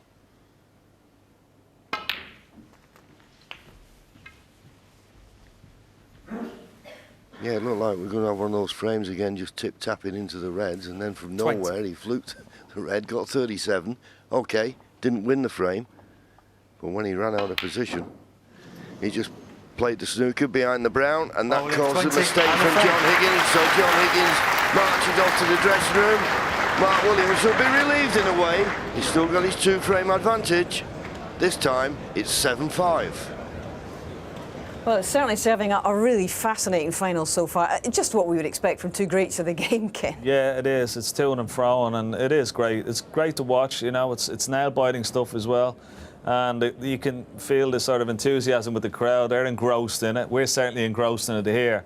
And it's great to see two great champions going at it like two boxers in a ring. It's fantastic. They sure are. And we've had 2 centuries from John Higgins. Looked like he was finally getting in stroke there, but another good effort from Williams there. Yeah, I mean, John Higgins sort of was a bit awkward on the red. He got into the pack and the red with the rest was very tricky and difficult. Mark Williams had tried to go into the pack, messed his chance up. John Higgins could have hoped for a better leave than this, to be quite honest, but he'd have been distraught to see it stay over the pocket. And no, Mark Williams didn't completely win the frame there and then, but he did enough, you know. He did enough, yeah. Now, one thing we were talking about in the studio here was the long pot success, which is quite interesting because John's taken on, 8 in this match, and he's got a 38% success rate with that. He's 65 throughout the whole tournament. Significantly, though, Williams, 17 out of 25, 68% for you. Now, is that as a result of the new coaching system that he's been working on with Sightright and the extra work that he's done with these? Definitely. I think the fact that he started taking a lot more on will tell you one thing, that he's a lot more confident. He's got a higher percentage. If you maybe go back maybe a year ago, his percentage, and when he wasn't playing so well, or even a few years ago before he started using Stephen Feeney, he seems to be hitting more of the middle of the white, which means he's got more consistency of the cue ball, more confidence in the longer pots, and obviously more success even in the safety department. And the most important, the hardest thing to do in snooker is to hit the middle of the white. Normally when you're not playing well, you're imparting too much side, so you're not getting consistency, where he's getting a lot more consistency on those long pots and a lot more confident on them. But if his long potting's come back, as it has, surely he's bound to score better overall. Yeah, I mean, if you're potting the long ones, then also you're more accurate amongst the balls, and I think that's shown. You know, he looked very confident amongst the balls and striking them with authority. Even though he still only sort of floats shots in a lot of the time, he just rolls the balls towards pockets more so than lots of other top players. But he's been playing some great shots. When he's been going into the pack, though, he hasn't been splitting the packs open very well. So that's why he hasn't really been winning that many frames in one visit. And, you know, and there's a little bit of luck attached to that, but there's also an art form attached to it. So perhaps, you know, it's not perhaps his strongest point, or it just may be on the day. But he's potted a lot of blacks where the white balls had to go into the cushion first, and then it has to go back to the pack. And they're a lot harder to guarantee the split. OK. Overall, though, a really interesting momentum shift. Obviously, Williams had the upper hand, 5-1 up, but John's come back at him now, and we have a proper match on here, guys. Yeah. It feels like John's now got his teeth into this match, and yeah, he's a bulldog when he gets going. So he's not on parity, but I think he's got his teeth into Mark's leg. But they're pretty good at shoveling him off. Nice. Fascinating to see how that works. Nice imagery there. Thanks very much, Steve. OK, well, much of the snooker season has been dominated by guys in their 40s, not just these fellas, obviously, but Ronnie O'Sullivan as well. And between them, they have won, let's see, 11 out of the 25 events since last summer. Now, Williams, Higgins and O'Sullivan all turned professional together in 1992, 26 years ago, and that triumvirate has become the golden generation, if you like, of this sport. I think it's safe to say, Stephen, that 1992 is a year that will go down in the history of snooker as 3 unbelievable players turning pro. Yeah, without a doubt. They've stood the test of time. John Higgins used to be my practice partner, and I thought I could see straight away that he had it in him to be. Did you think he was going to be as good as he is, though? No. But what I did like about John was his single-mindedness. You know, he used to be in the same management team as me, but he didn't want to play second fiddle. You know, I was always going to be the number one in that team, but he decided he moved away, and I always respected him for that. Showed a good, you know, single-mindedness that you have to have. Now, the other 2 players, of course, Ronnie O'Sullivan, who's obviously well-documented and genius of a player, won 5 World Championships. But someone you practice with a lot, John Higgins, he's been very special for a long, long time. Oh, you bet he has. I mean, John used to come in the club that I played in, and to be quite honest, he was just a run-of-the-mill junior. He wasn't very good. His brother was a better player. Honestly? Yeah. His brother was better than him? Oh, absolutely. John wasn't a player. I played in the juniors, and Jason, his older brother, was decent. He could play. John was got a little guy in the periphery. He was never thought of. And I'll tell you, this happened, this is true. I'm playing him in the club, table 3 in the club one day, and I'm fishing. I'm going 80. He's going 80, 90, ton, 90. And I went, whoa. Wait a minute. This ain't just a little guy having a good day. This is a little guy who's going to go the whole road. And I knew right there and then. I says, oh no, 'cause you can tell and his technique's the same now as it was then. And I went, oh no, this is something out of the ordinary. Now, he obviously got quite a bit out of playing with you. That's obvious. If you're playing with you every day, you're going to pick up stuff. Were you surprised how quickly he picked everything up? Because he had a meteoric rise of the rankings, didn't he? Yep, absolutely. Talking about when he left our team, as it were, it wasn't long until he won his first ranking event, and he just seemed to get better so quickly. You know, and also the Ronnie O'Sullivan and Mark Williams as well. They just seemed to like go on a steady rise together, didn't they? They were just you know, three different characters, as you were. I think, you know, Ronnie's possibly the most serious of the three, maybe on the table. Maybe not that. Maybe that's not right. John's serious as well, but Mark is a different ball game to the other two. Another funny little story that actually involves Stephen a little. I remember the World Masters in Birmingham in the spring of '91. It was a big event, the World Under-16s that they had. But see, John, Mark, and Roy wouldn't have really known each other very well. They were only 15. I remember Stephen. I was first season as a pro. And I remember sort of getting a chance to chat with Stephen. He says, "Oh, this under-16s will be a good tournament, won't it? With Mark Williams and Ronnie O'Sullivan will probably be in it." I says, no. And this was a few months before John had started doing all the heavy scoring. I says, no. There's a boy from Scotland. His name's John Higgins. He'll trounce a lot. I'm telling you, he's unreal. That wasn't just patriotic. No, it wasn't. Well, it was, but and sure enough, he beat Mark 6-1 in the final. And I was like that. I knew he was going to be like, as I say, you know, he was awesome. Now, as for Mark Williams, can you put a tag on him? I mean, if you look at him as a player, pain in the backside. I know you were going to say that, but as a player, how would you categorise him? It's very difficult to. Do you call him an attacking player? Do you call him a clever player? Do you call what box do you put Mark Williams in? Because he can do everything. I don't think he's in the same, quite the same league as Higgins or Sullivan when it comes to break building. He goes around it a different way. He cherry picks a bit. Where the other two will go into the pack pretty early, maybe more aggressively.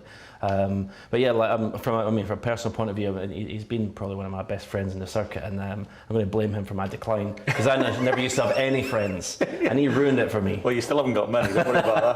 Now, as I say, we mentioned Mark Williams there, but he's very, very clever, Alan, isn't he? Plays shots other people don't play, and when it gets bitty, I mean, I know he's brilliant when the game's open, but when he's bitty, I've never played anybody quite like him. I've always thought with Mark and about his sort of cue and his cue action, his touch and time and all that stuff floating and with all the stuff that we hear about.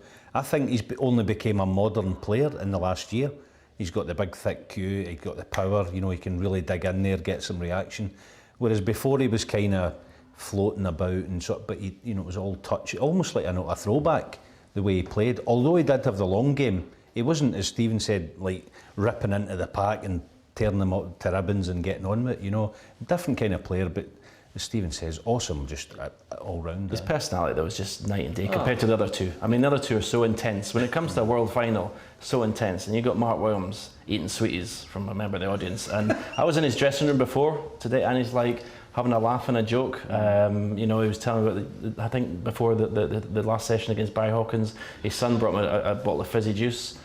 And he'd shaken it before, and Mark Williams opened it, and it went everywhere. And I mean, that's typical Mark Williams, like getting focused before a match. It's just chaos. Yeah, I came down from the little lounge and downstairs, and he was in dressing room 3. This was probably about a week into the championship, and he had his dressing room door open. He had a ghetto blaster on, or the equivalent of the model, and the music was, and he's sitting kind of, and it was about 10 minutes before the off, and I thought, no, I'd be sitting in there, you know.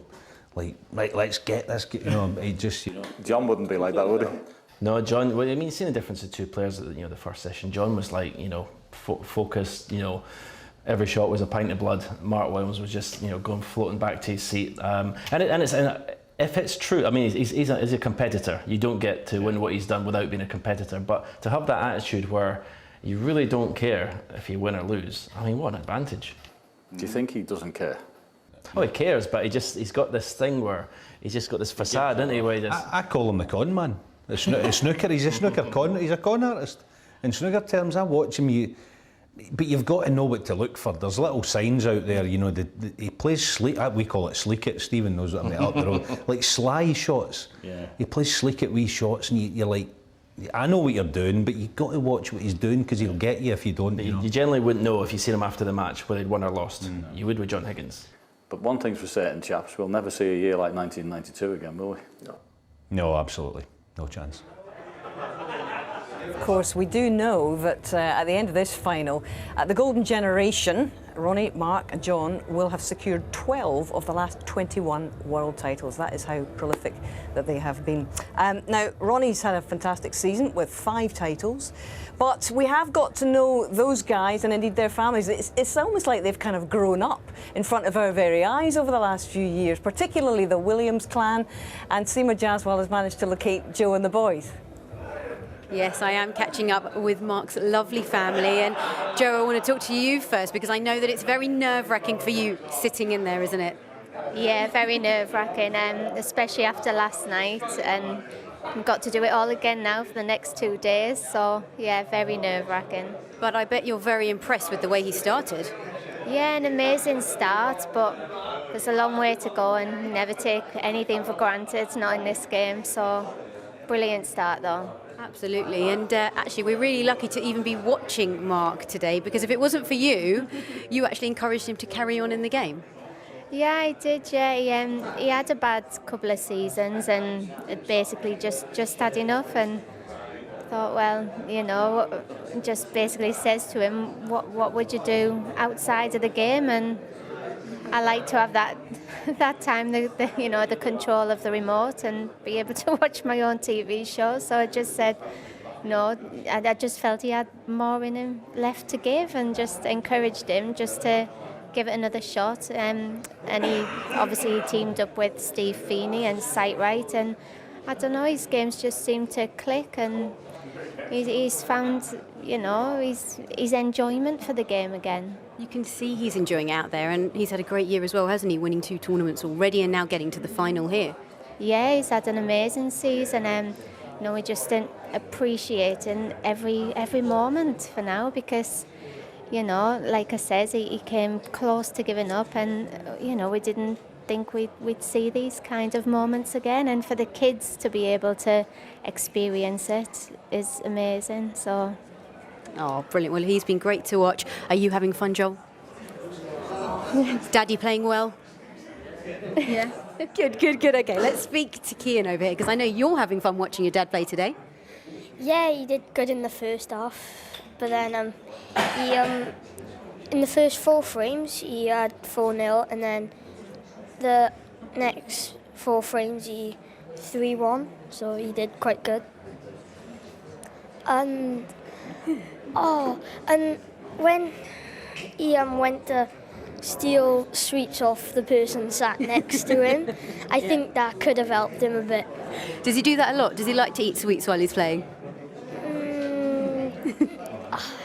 No, not really, no, just felt like it. Okay, well, before we go back to the action, what would you give him out of 10? Because I think we've got a pundit in the making here. Out of 10, what would you rate his performance? 8. Good. Well, let's see if he can make it 10. Hazel, back to you. Thanks, Seema. Yeah, Kian has really been his lucky charm. It's interesting to note that Connor, who we didn't hear from then, Connor was only born in 2004. So these kids have never seen their dad in his pomp. They've never seen him win a Triple Crown event. What a powerful incentive to be playing in front of your kids out there, surely. Yes, amazing, and obviously, it must be quite strange, for the children to watch their dad all of a sudden being on television. You grow up. I remember my kids when they were younger. You'd walk in the high street in your local area, and there'd be people saying, "Hello, Steve," and then they'd walk on a bit and they go, "Do you know him?" And you go, "Well, no. Well, why does he know your name?" So as they're growing up, they realise their dad sort of is on television. But it must be marvellous to be here at the theatre as well. You agree? Yeah, my little boy. I mean, I always say I might be on television. I'm playing on television. I'd rather watch Roger Federer, Dad. Is that okay? Hope you understand. Yeah, okay. I do remember Gary Lineker actually saying that one of his kids had said, "Oh, I'd love to be a footballer." He said, "Oh, really? Who would you like to be?" And he said, "David Beckham." What a put down. Absolutely brilliant. Well, you've met the Williams family. Now, I think it's time we introduce you to the extended Crucible family.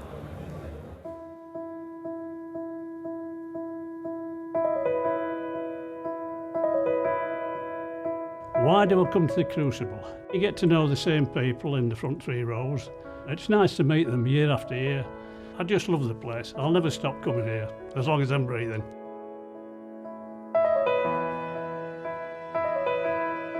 There's a good core of us that have been coming for donkey's years, and we all get together. Some of us don't see each other for 12 months or more, but when we meet up again, it's like it was yesterday. Just the best 17 days of the year. Started coming with mum and dad, and they're still coming. It's one of the highlights of the year for me. And if you love snooker, it's a fantastic place to come. Every time we come here, we make new friends, and the snooker family get bigger and bigger. It's the most wonderful time of the year. I'm Kelly, I'm 37, I'm from Stoke, and this is my 21st year at the Crucible. As a lifelong Hendry fan, I think his 147 in 2012 was emotional. I really felt it was special. Well, you couldn't have him set much better than this. There's a little buzz goes around the whole audience when they realise the maximum's on. And you look around and everybody is like, you can see people muttering, oh, he's going to do it, he's going to do it. And yeah, it was a great, great day. Absolutely fantastic. There's only one, Stephen Hendry. Well done, Stephen. You've done the game proud once again. A few days later, when he announced his retirement, I met him and had a photo with him. And I don't know why, but I just said, I love you. He smiled, but he didn't say it back. I'm Keith Walker, I'm 69 years old, and I've been coming to the Crucible for 40 years this year. My favourite player is Steve Davis. He's just an ambassador for the sport. He's a real gentleman. I think he's brilliant. It was a sad day for me when Steve announced his retirement in the Crucible. When he came out with that trophy. It was very emotional for Steve, and it was also emotional for me as well. I remember Rob Walker gave him a big hug, you know. I wanted to do that myself, actually.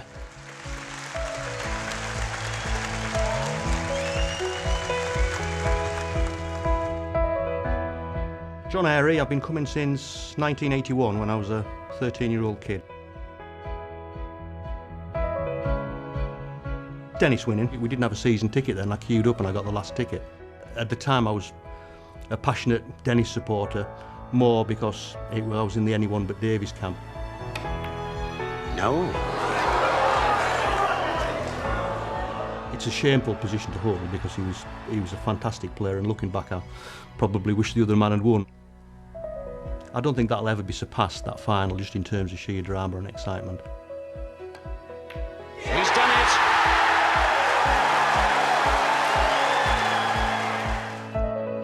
I'm Brian Wright, coming here since 1989. I'm probably known as Cov-Top Brian. Pride of the Midlands, the Coventry City fan, Brian Wright. 2012 Olympic year, my gold medal race was to ask Lisa to marry me. Lisa, I want to share the rest of my life with you. You're amazing.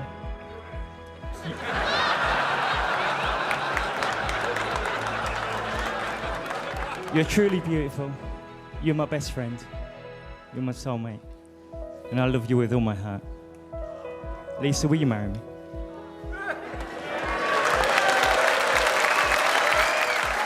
Thankfully, she said yes.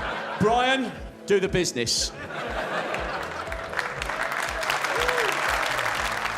It must have been what Hendry felt when he won his 7th, or what Davies felt when he won his 1st, or, you know, that feeling, that elation of having success on the Crucible floor. Ladies and gentlemen, the bride and groom-to-be. Keep getting asked when you're getting married. 6 years on, they still haven't got married because he's spending all his cash watching world-class snooker. August the 25th, 2019, here at the Crucible Theatre. About blooming time, mate. Only took you 6 years. There's nothing better than being in the Crucible Theatre when something magical happens.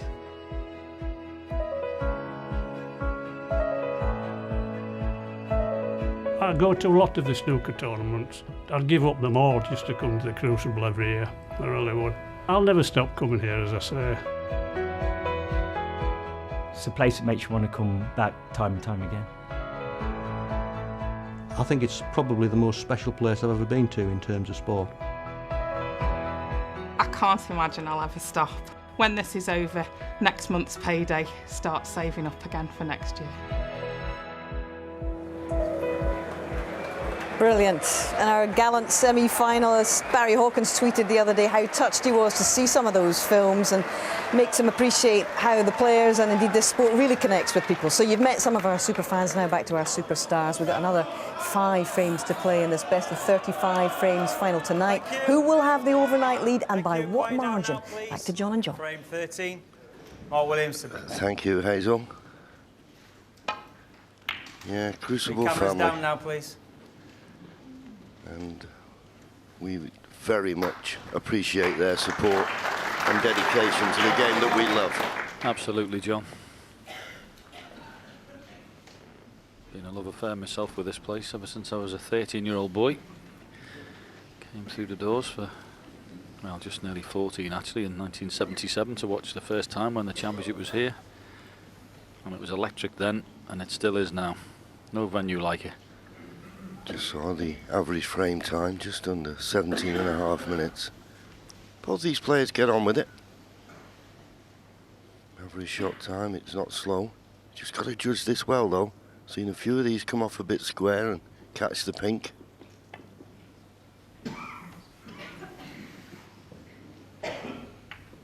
It's in that red full, made certain it was safe. Touching ball, is it, referee? He's having a close look, is Brendan Moore. Touching that one, Mark. It is touching, so that gives Mark an easy path back to the balk end. Now sometimes you can play just to make certain you get tight to the cushion, or is he going to come off the balk cushion and try and get in behind the yellow? In behind the yellow, he's trying. Not quite.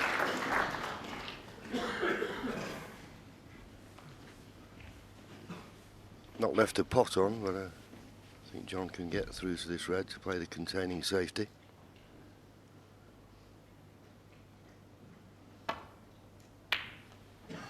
Just while we got a few safety shots on, John, just ask you, pardon my ignorance, did you play in the 77 championship here? I did. I lost to John Spencer, the eventual winner.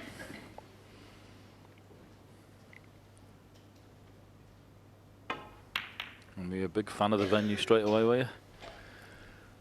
Well, the first thing that was a real shock to us was starting playing at 10:30 in the morning. Snooker players didn't get up till that time normally. And I bet both these players, when they play morning sessions, are walking around the streets of Sheffield from about 8 onwards. I bet you were. Yeah, well, I actually started practicing before I came to Sheffield. I had a table at home looking to have one. I'd be up at 8 o'clock in the morning practicing in preparation, just basically because I knew you were going to have 10 o'clock sessions. You might as well get used to them. Yeah. But as I say, originally it was 10:30, then it went to 10 o'clock. And I'm amazed at the standard that's produced in those morning sessions. But no morning sessions in the final, the afternoon and evening. And what a match-up. Two of that great class of 92 here.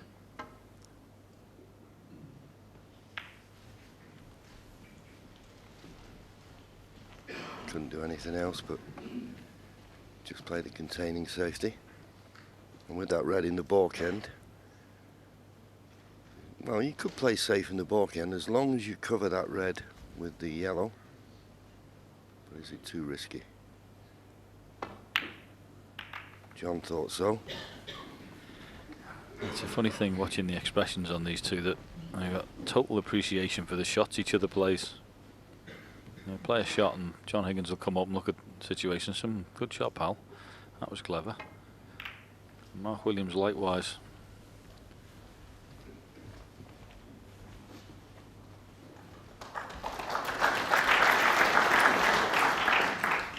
And covering that red in the balk end with the yellow puts a little bit of pressure now on the shot for John.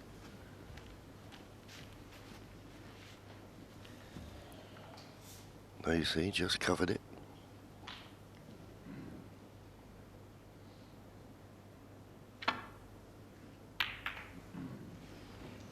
Knocked a red towards the corner. And kissing the green. Not the best of safeties.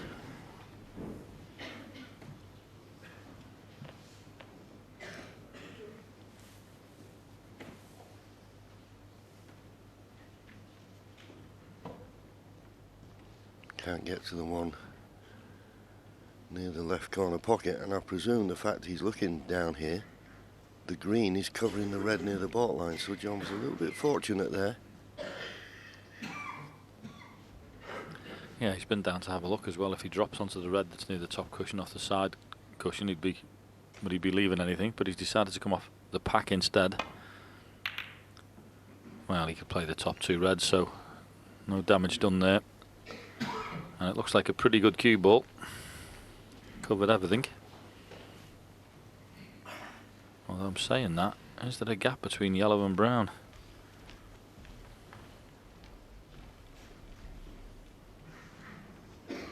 Double maybe, is he thinking of?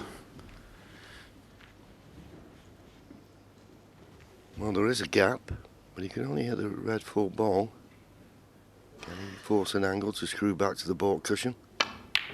Never thought about the screw back, went for the double. But that's why we always say why professionals don't like doubles. If it doesn't go in, depending on what part of the jaw of the middle pocket it hits, and you're never certain, it was close, but he's left it.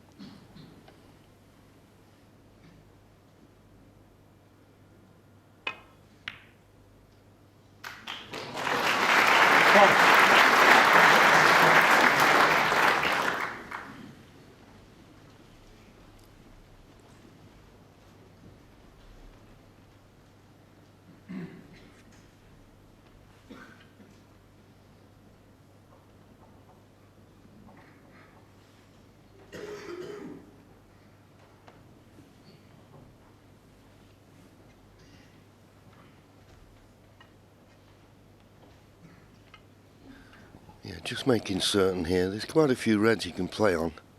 The black obviously goes to the right corner, so he'd like to be on the black as soon as he possibly could. Here's the best angle from the green. It's all about line and length. And we just want to kiss these reds. And that spoilt it somewhat. 4. Well, he's got a straight red to this corner, but as I say, I don't think the black goes into the opposite corner pocket. Can he make an angle to run round of 2 cushions for the pink? He's going to have to pinch a bit if he does. Tried to pinch too much. Mark Williams, 4.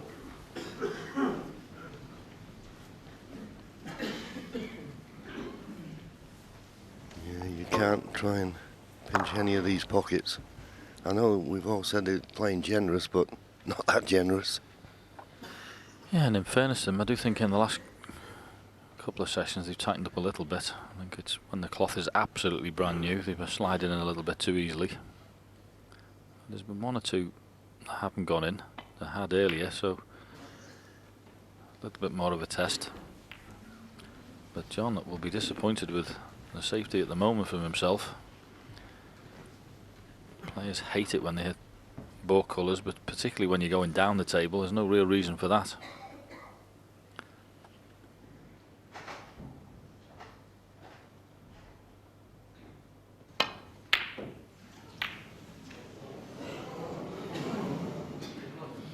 Well, it has to be said that his long potting's just not quite on it tonight.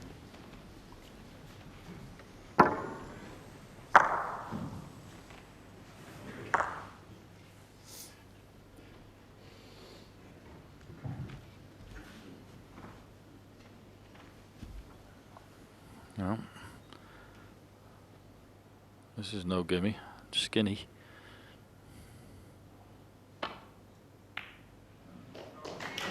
Shot well controlled. 1.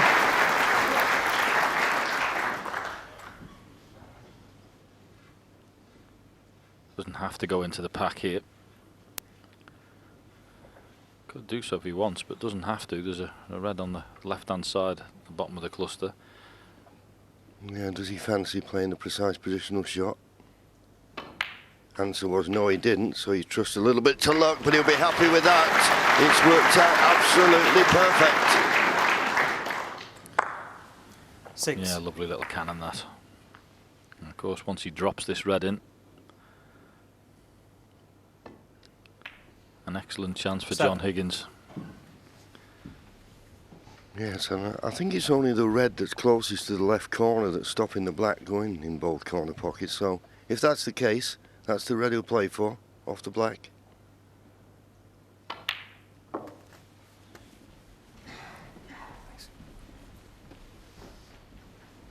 Doesn't have to play any cannons to get over the winning line now.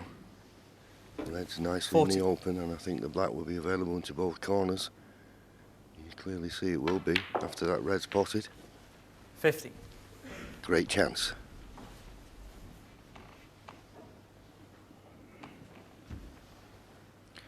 Yeah, just wants a little stun up into the red above the black. That's the fella, but he flicked the other one first. Just caught that first red. He wanted to miss that, put the second one up. And because he got that flick, slightly lost the cue ball, but shouldn't be a problem.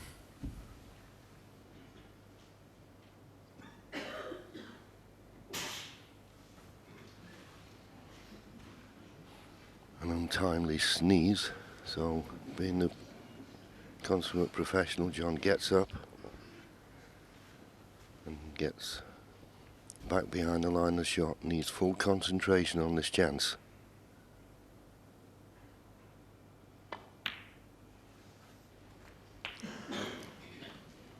$23. But once again, just lost the cue ball slightly. Yeah, ever since that couple of shots ago, that little cannon that he flicked the other one, it's just been slightly awry with the cue ball control.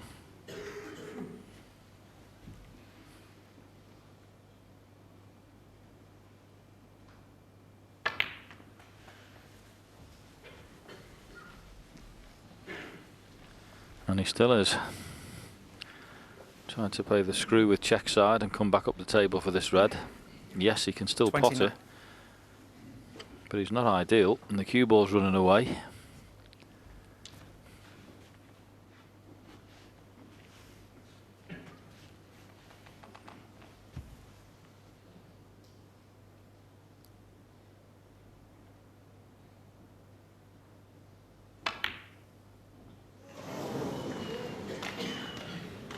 Just seemed to be an accumulation 29. of pressure there. That's all it was. He just, once he didn't get that cannon, and he flicked the other red, he was out of position for the next one, then off to pink, and it basically just caught up with him, that break.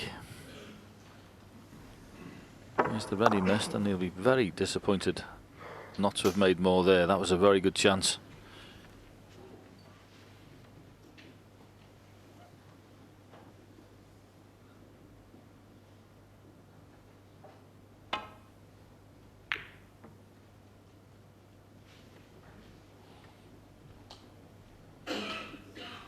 Just overhit that slightly. Now can John get past the blue? Well, he can, I think. Referee Brendan Moore just having a look as well. If he can get through to it, then he'll take it on. Because he knows if he knocks it in, it could be a frame winner.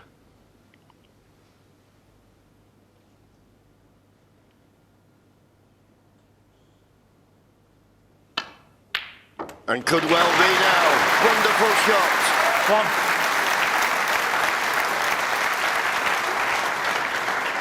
That's just excellent cueing. Straight through the ball.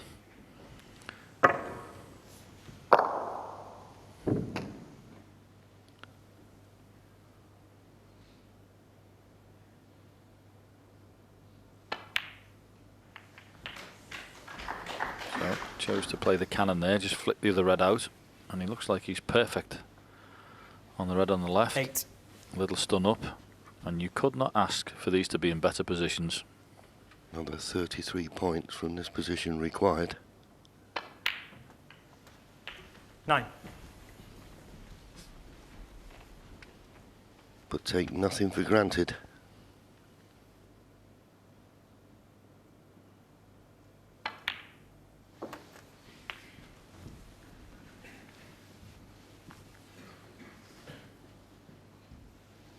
$60. 70. So you feel if you can screw back for one of these 2 reds just below the pink. And get on one of them nicely without being hampered, and that's absolutely perfect. 24.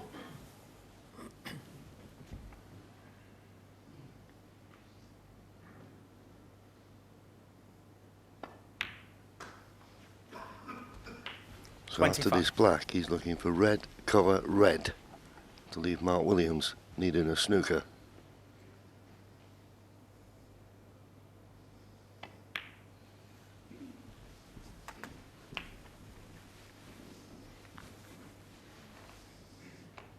When he pots this red, 32. there'll be 67 remaining. So as I say, red, cover red needed. 33. He didn't come actually absolutely perfect here, and to hold for the red he needs, he's going to have to play a cannon on the pink. And you don't hit these too hard. Give time for the backspin to take effect. And got it.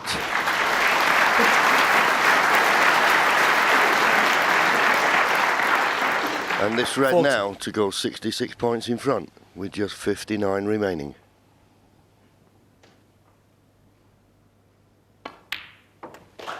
Lucky to get the second chance probably, John, but great opening red. Deserves to win the frame from her. As you say, we've seen 1 or 2 shots, long shots from Mark Williams haven't quite gone in this evening. But there was no problem with John Higgins' long game there. That was an excellent shot. You can't hit it better than this. 48.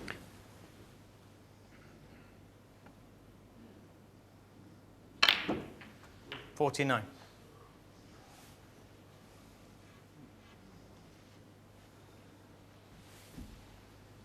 Well, if he's screwing up and down the table, he's got to miss the yellow. Oh, he checked it. He's checked it. Is he going to knock these reds on? What a great effort. He played it with a ton of 56. left-hand side. Like an exhibition shot.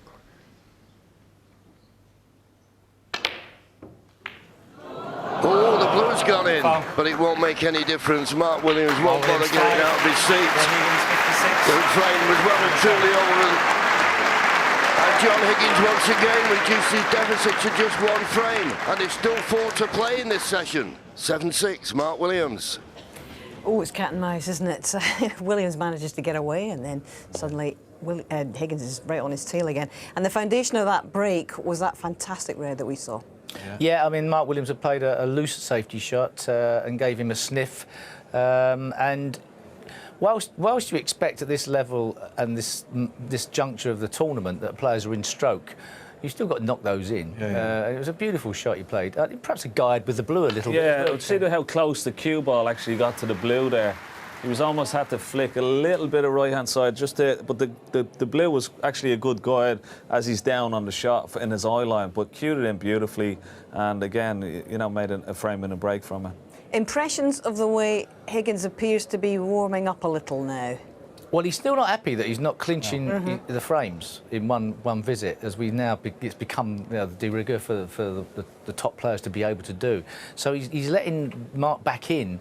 So I think it's just who can actually grab this game by the scruff of the neck at the moment. It may not happen in this session, but somewhere down the line, somebody might take off. Thank you, frame 14. Might not happen, but John Higgins to break. anybody that can is going to have a great advantage. Can he get back on terms here?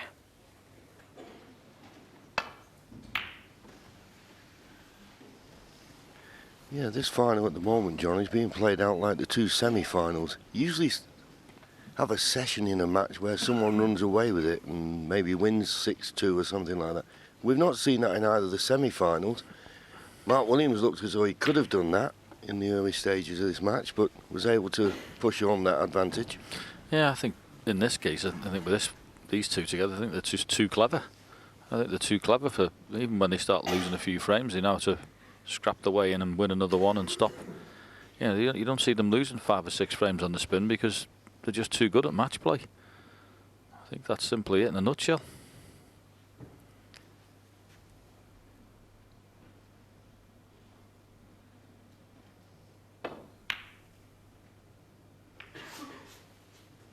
Now, Mark Williams will be tempted by this red in the middle, I'm pretty sure. Far from easy, but Ken mentioned before in the studio, he's one of the best players he's seen, I think, in the middle pocket.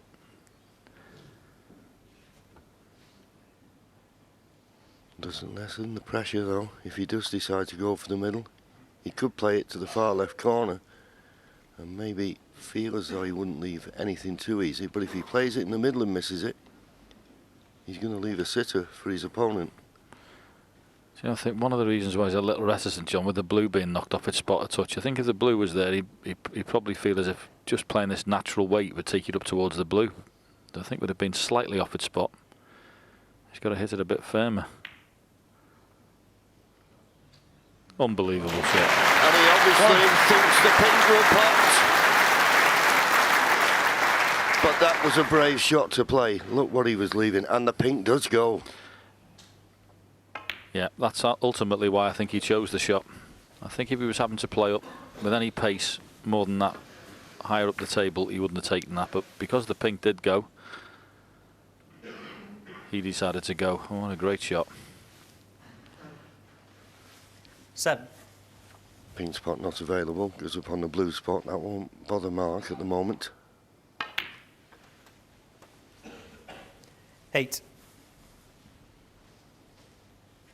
A little bit straight, but I think he's just got enough angle to be able to nicely come on one of those reds in the other half of the table.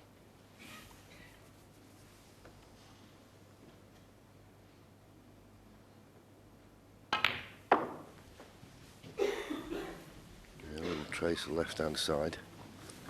Now there is a red at the bottom of the cluster that will go, and the reason I mention that, some players, rather than go into the pack and play the cannon, 50. would rather play on the red that's loose, just leave himself a half-ball pot, and in potting that bring other reds into play. We'll see how he wants to play it. Straight into him. Oh, well, would you believe it? Okay, he didn't catch it full in the face. John Higgins, 6. But once again, when he's gone into him, previous frame, he knocked the pink in when he didn't catch it, and this time, not catching him Settle full, down, he's please, going thank off. I don't question the choice of shot, but he had an alternative to play, but that is unlucky.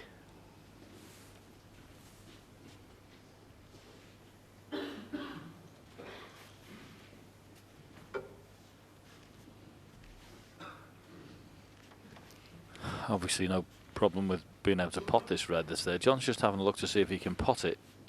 That's why, and avoid the cannon on any of the reds as he comes down the table. Can't really screw this red in, so it's just, well, he may be able to get something out of it. He's just, I wonder if he can screw past the other side and get a gap, which is what he's done, although he didn't get the gap.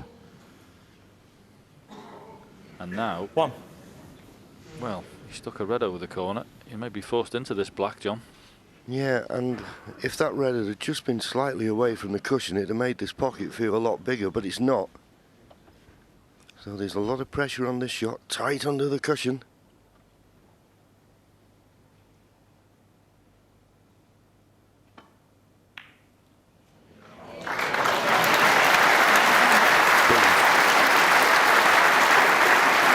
Absolutely brilliant. As John rightly said, that red 8. wasn't close enough to the pocket to make it a big hole. So there was plenty of pressure on that one. And just looking at John's body language, he's obviously had to give 100% concentration to potting the black, but he's not landed good on the red. Just a puff of the cheeks told me that he's left with another slightly difficult shot. Yep. going across the table, slightly hitting down. Very easy to flick a bit aside on these. Need good cueing.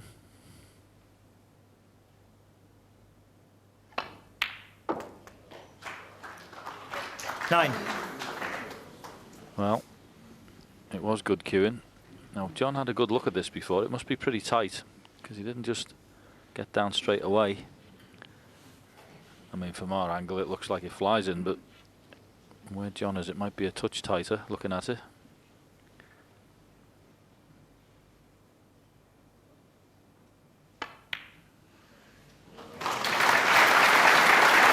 Played it really well. It's one of those, if you're straight behind it and you've got the view of the object ball and the cue ball and the pocket 50. in line, you'd never miss it. But as John said, it was tricky. Now, what a chance. 60. To draw level, and after being 4-0 down, 5-1 behind, this would be some achievement from John Higgins.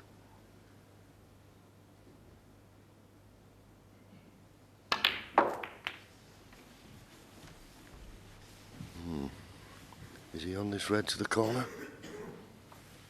23. It's pretty tight, so maybe not. Might be change of plan.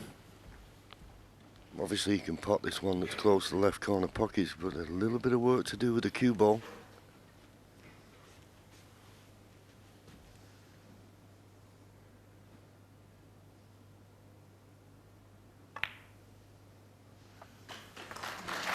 Well, it was nice to get through the gap, but he knew he was going to be slightly hampered with the next shot. Just had to stand for it. Yeah, this is tough.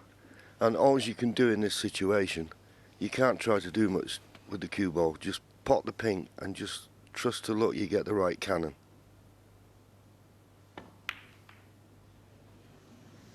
It's flicked in off the red. He's okay. For a horrible split second, he thought he'd missed that. 30.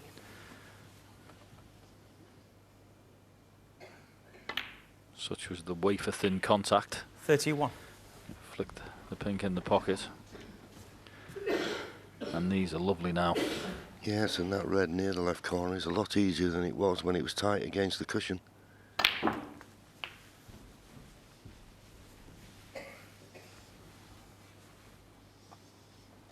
$38.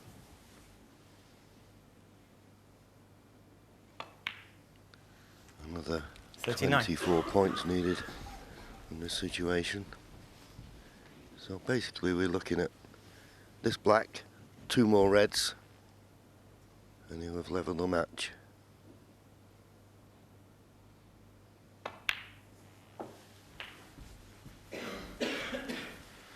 He really is made of stern stuff, is John Higgins. I've been saying it for years and years and years, both playing him and being in the commentary box and in the studio. Match after match, he just seems 47. to find it from somewhere.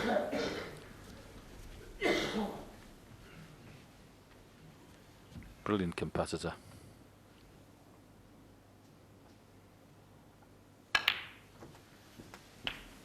And this time deciding to play for that red, which, as I say, was difficult before, but when he potted the pink and it flicked it away from 54. the cushion, it may give him a nice angle for it. Red, colour red needed.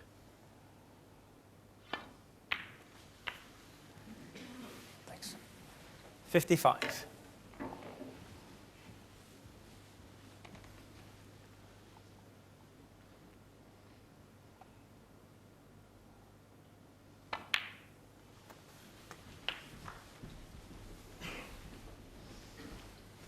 This red to go 54 points in front. 62. With just 51 remaining. 63.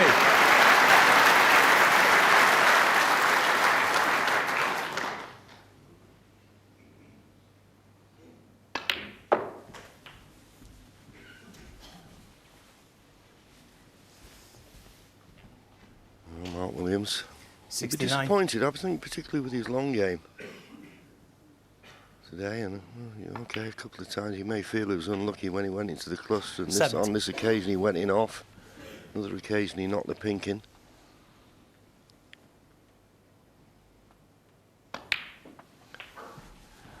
Going right back to the start of this break, John. What a black that was from John Higgins from the jaws of the pocket. 75. Absolutely wonderful cutback. Lots of pressure on it. 76. Floated it in the hole. And everything he got, he deserves after that shot. And he's got his shooting boots on, John. I mentioned earlier, you need to just step it up a touch. Well, he certainly has been doing. And this has been mightily impressive. Yeah, and it'll be interesting to see what the response is from Mark 82. Williams here. We've said that he's long potting just slightly off. How will he respond? Because John Higgins at the moment has got eyes only for another century. Mark Williams has made 10 centuries in the tournament. If John Higgins can make one here, then he'll equal that. 83. And it'll be the 81st of the tournament.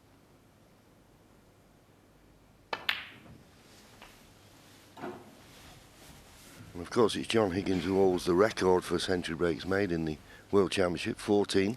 90.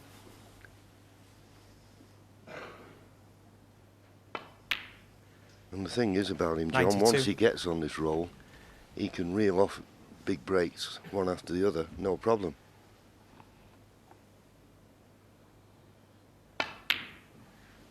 $95.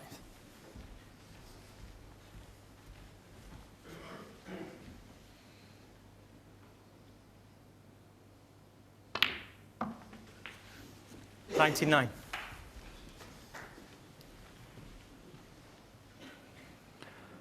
Just this blue for another fabulous century. Well played, John Higgins. 104. Absolutely wonderful.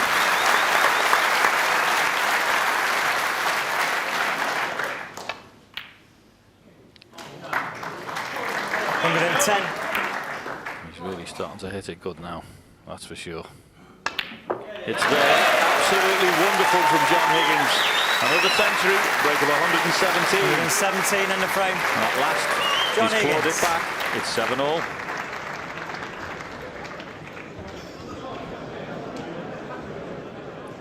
I've spoken about Mark Williams' technique in the before and during a shot. We know all about that, but it's important also to have discipline after a shot. There's a bit of footage from a couple of frames ago in frame 13. This is Mark with the tricky red. He sort of is up. He's up too early. He doesn't finish his shot properly, as you see. Then he leaves John Higgins this long red. Watch the difference here. John doesn't move until the white stopped and the red, and then he's up chasing. It just, you got a sense of how confident he was when he was playing it. As I say, here's the shot that Mark had. I mean, it's a tough shot, but you've got to tell yourself, stay down on it as long as you can. There's an after. There's something that goes on after the shot that's really important, and John's taking that into frame 14. He's really starting to look hot, isn't he? He sure is, Alan, and Alan loving the fact that he's got 3 tables to himself down there, doesn't he just love it? We talked about Higgins warming up, that's his 3rd century, and from Williams' point of view, a top break of 72 in this session. Yeah, I think, you know, just John is as I say, will always try his hardest, and he seems to be coming good.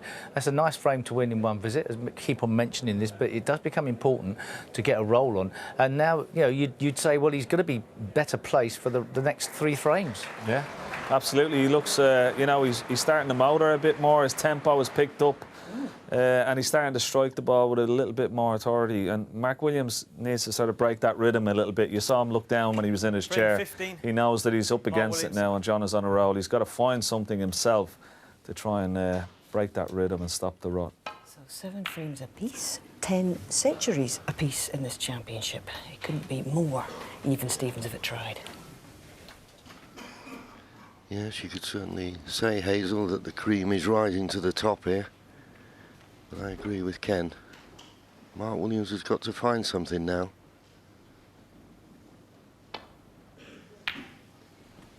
I know one thing, John. Alan McManus has given us all a bad name when he's doing them demos. He never misses.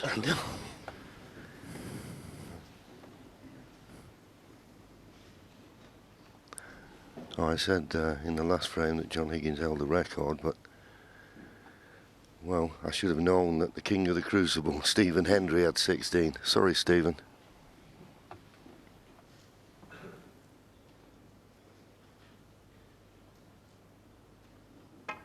I'm glad you corrected that, John. He'd be throwing things at the TV. Oh, well. Mark Williams looked over to John Higgins there, apologised, but apologise or not, Mark Williams won. Taking the opportunity to play the snooker, and he's purposely covered the right-hand side of the table as we look. He was playing this red past the green. It's all wrong. Quarter ball off the green is in the pocket. Now the reason he's cut down that was John's look, an expression. If he comes down the right-hand side of the table, he could get it safe. So he's having to come off 2 cushions here. You can always misjudge the slide off the second cushion. This isn't a certainty to get it safe. Always slide off the second cushion. Not hard enough. Miss. Mark Williams 4. But that line, a bit harder, he'd have left something.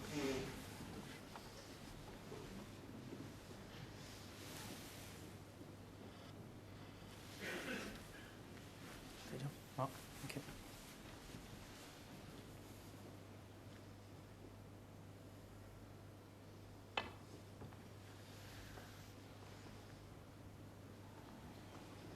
You see how it slides off that second? Oh, well, he just had the right weight not to leave anything. I'm looking at Mark Williams and he's had an intake of breath there. He thought he was certain to be on something.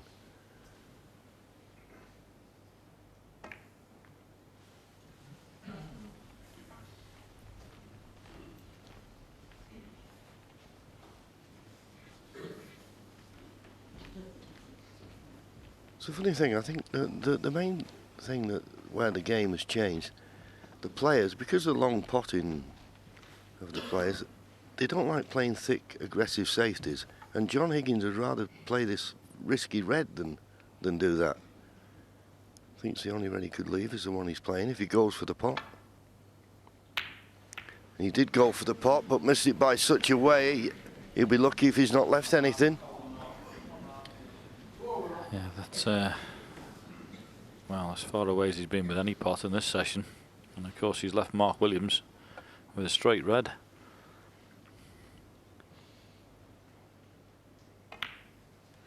It's a funny thing, John, as well, isn't it? The psychology of this game. You're playing catch up in a match and you get, all of a sudden you get level. And then it's as if your concentration drops for the next couple of shots.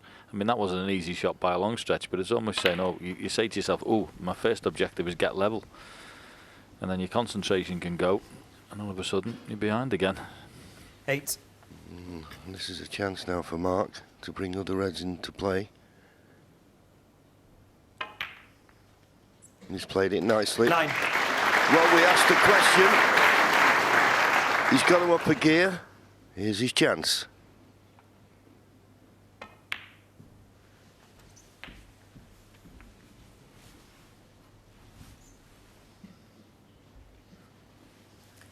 $16.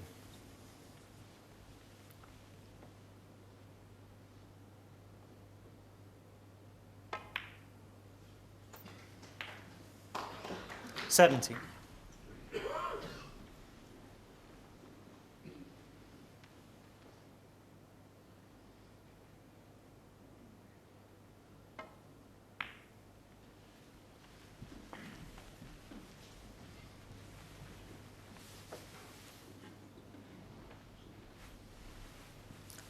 $22.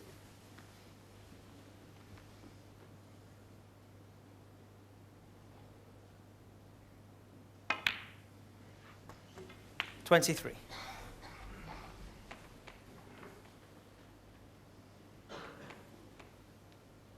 little bit low on the black, but I don't think he'll be playing a cannon here. There's a couple of loose reds to play on.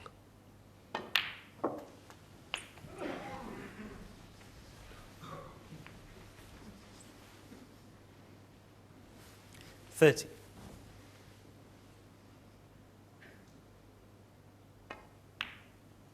I'm just looking at the cluster. 31.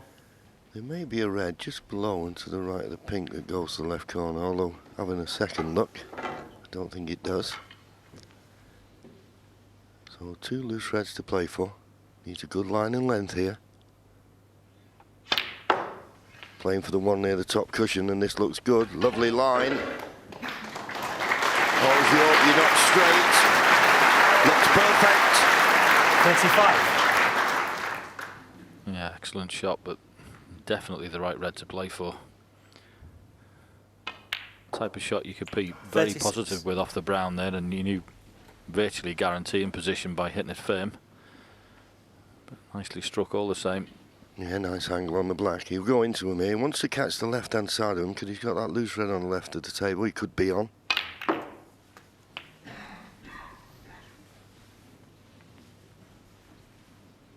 Now, have a look at 43. Mark's face. That tells us whether he's on an easy red to keep this break going or a difficult one.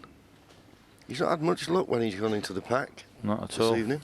No, and I think the pink is a problem there, John, and the pink's blocking the easy red he'd have, the one up to the right. So that doesn't go. So he has got a red into the green pocket. And maybe he can cut that one in the middle as well, so it's just his choice of how he wants to play it. That's the red.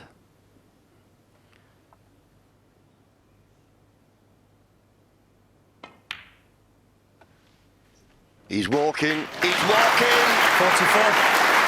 He's perfect on the blue.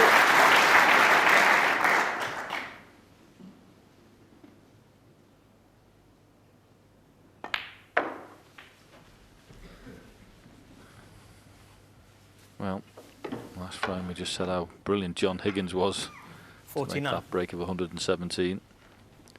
So far in this break, this is class.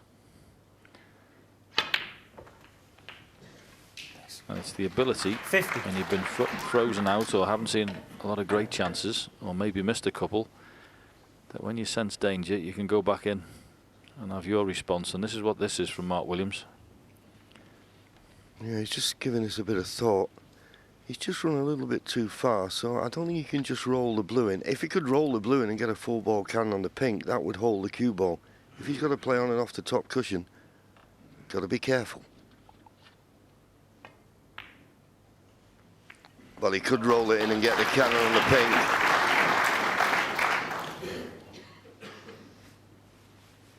$55.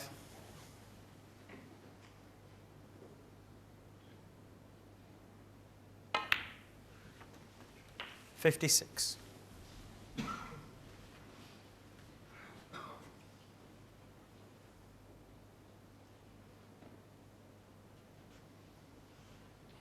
Same problem as the last time, but after this blue, he's just looking for one more red. Can't play a cannon on the pink this time. Yeah, he's ummed and ahed about this one for a little while.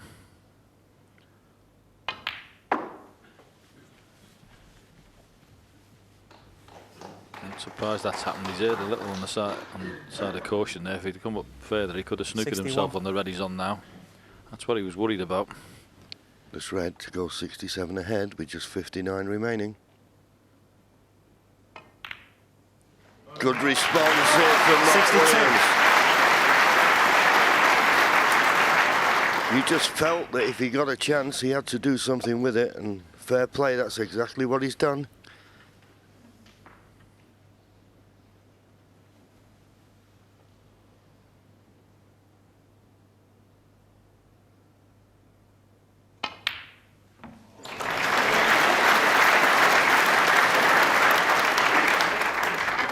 Well, this is good stuff, isn't it? 67. This is a great response from Mark.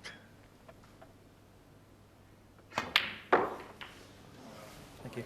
It's just 68. wonderful match play snooker played at the highest level. I mean, we've had one frame that's gone over half an hour. The rest of them have been pretty quick fire. Even the frames that look like they're going to all could have been resolved by good play. And both players are in really good stroke and playing really 75. well. Maybe an opportunity in potting this red to bring one of the two reds near the side cushion into play. 76. Well, he's not perfect on the pink, but We know he's a master at dropping this type of shot in. He'd love to make a century.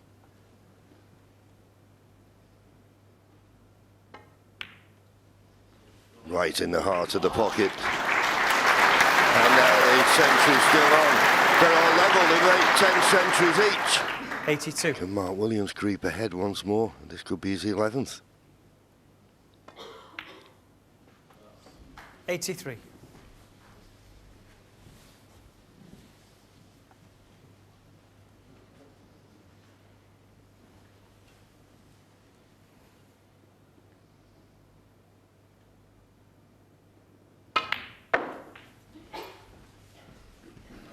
To that with lots of right-hand side and played it nicely. 88.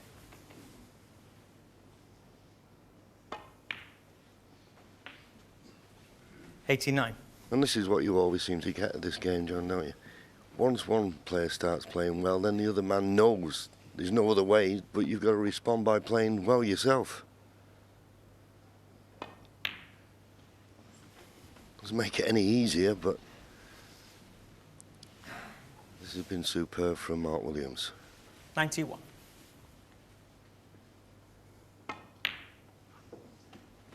'93. Green and brown for the 82nd century break of this year's Betfred World Snooker Championship.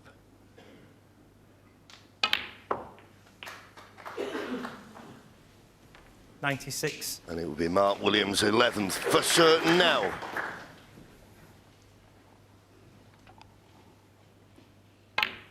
Yeah. 100. And now we've got a 10 up there from Joe and Mark's son.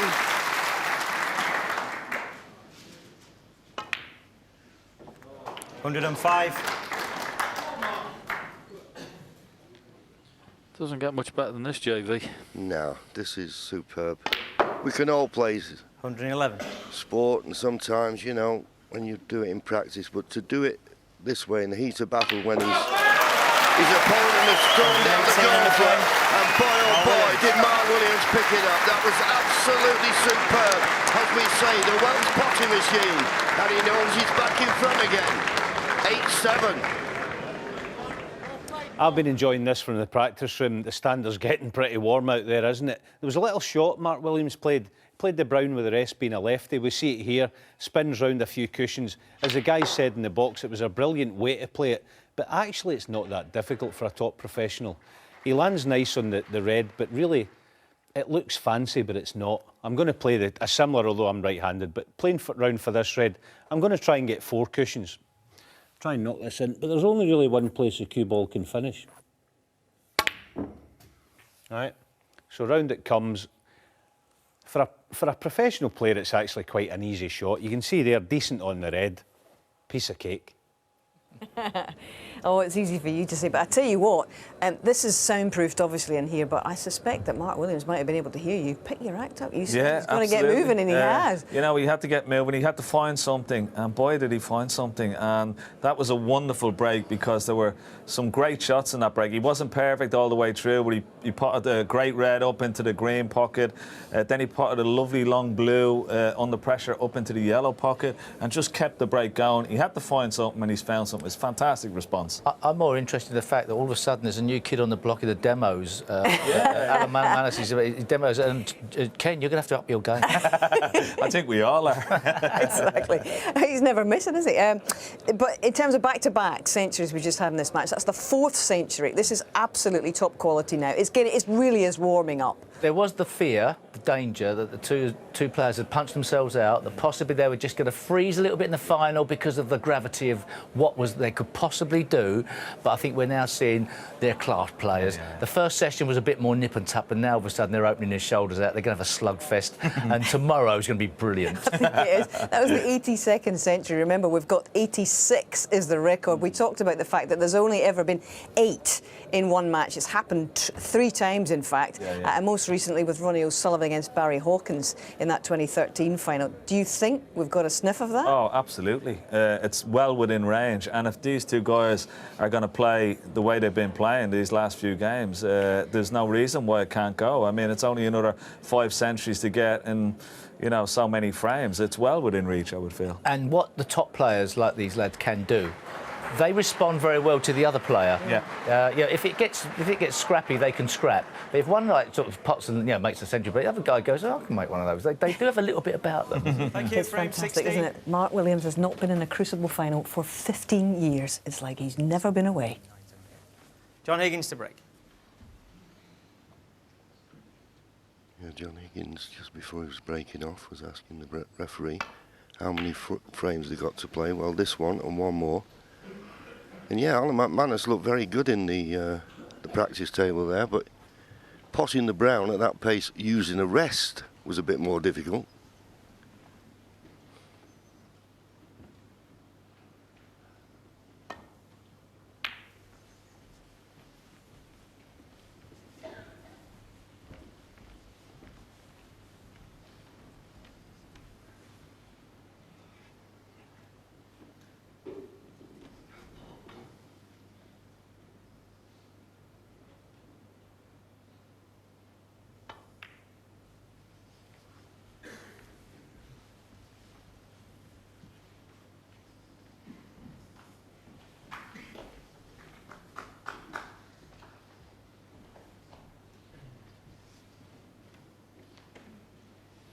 Can get through to this, and if he pots it, the black's available into the opposite corner. This is a similar type of straight pot that John Higgins knocked in to win a frame in the opposite corner. Calls for good straight cueing.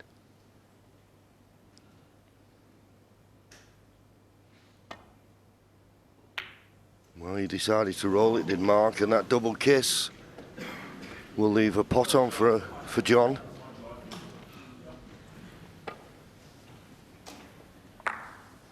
Yeah, played it in a way. The only way he could really get in trouble was a double kiss. You see from Mark's expression, that's exactly what happened. So, chance for John.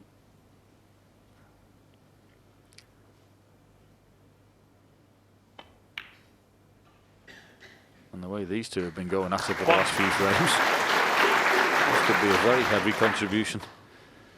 It's been brilliant stuff. Yeah, it's basically, as you say, the last few frames have just been one mistake snooker. You make one mistake, you go back to your seat, and you'll be lucky to get back to the table.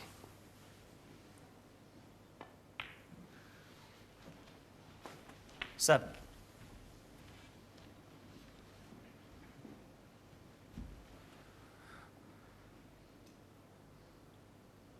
Wonderful shot from our jib there. Coming down over the scene at the Crucible Theatre. Everyone engrossed with this match, and why not? 12.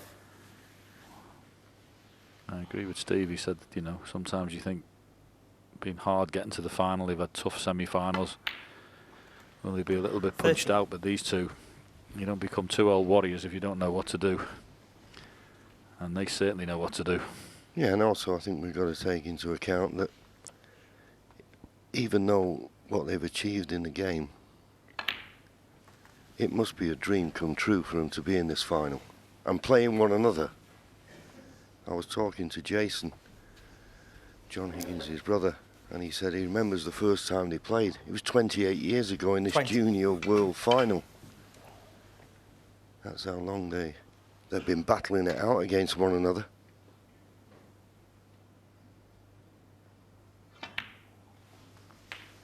Yes, I was walking around then after 21. playing a match in that particular tournament and bumped into Ronnie O'Sullivan. I said, oh, you in the final, anything? So, no, he said, I lost to a boy from Scotland called Higgins. He said he's pretty good. And he beat Ronnie 3-2 in the semi-final, and then he beat Mark Williams 6-1 in the final. So they knew all about him fairly quickly. And that's a player he's gone on to be. Yeah, and a clever shot there. 28. Knew if he cannoned that red four in the face, it would open other reds. Okay, the red is on now. He may not be able to play for the black. 41 points more needed from this situation to get to snooker's required.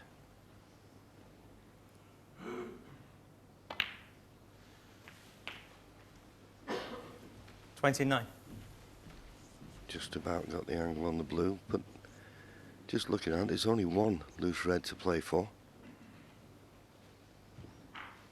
When he went into them before, he only knocked one red out, really. Just coming round to have a look, see if there's any possibility of a plant. I mean, if he's got enough angle, he could decide to force this blue in and come round off 2 cushions and play a cannon, but I don't know whether he'd fancy that. Also playing for the red in the middle, unless there's a red in that cluster that will go. Can't see one. Yeah, he just put his cue down on the table there. He's looking for an angle somewhat level with the black would be perfect, and then a stun up into the pack. So he's played 35. it down off the 2 angles, and that's a way, well, at least to guarantee you've got an angle going in. Could have done with a little bit more on the cue ball. But whatever you do with this shot, make sure you knock the black in. That's the gap he's looking for. Oh, he's missed the black. Where's the red ball going? Well, it doesn't matter. Higgins, That 35. could be very costly for John Higgins. How many times do we see it playing with pace, thinking about the cannon? Just take your eye off the pot, only a fraction. And it looked as though it was safe until the black came and released the cue ball. I think Mark's got what we call a big pocket here. Can't really miss this one, being off the other one if it doesn't go straight in. One. So how much of a mistake will that black be from John Higgins?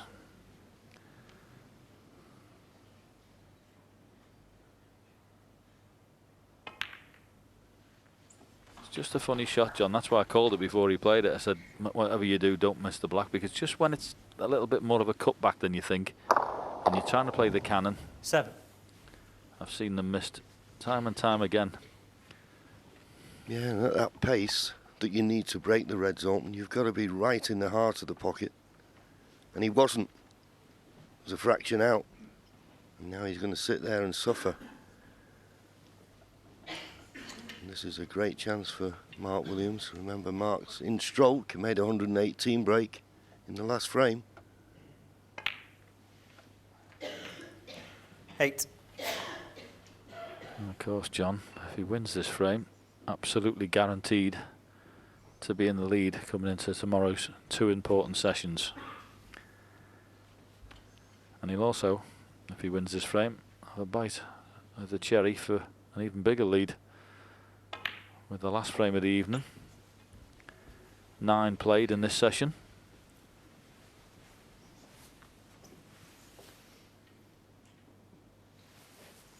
$14.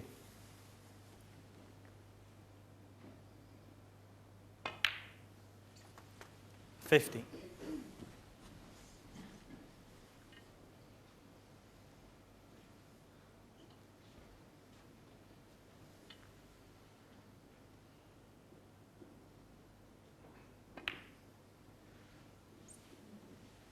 If it had been straight there, I'd like to have held a spot. Has he? Yes, he has. 21. Given the opportunity to play on these 2 reds without being hampered by the pink. 22. If it had gone on its own spot, that is.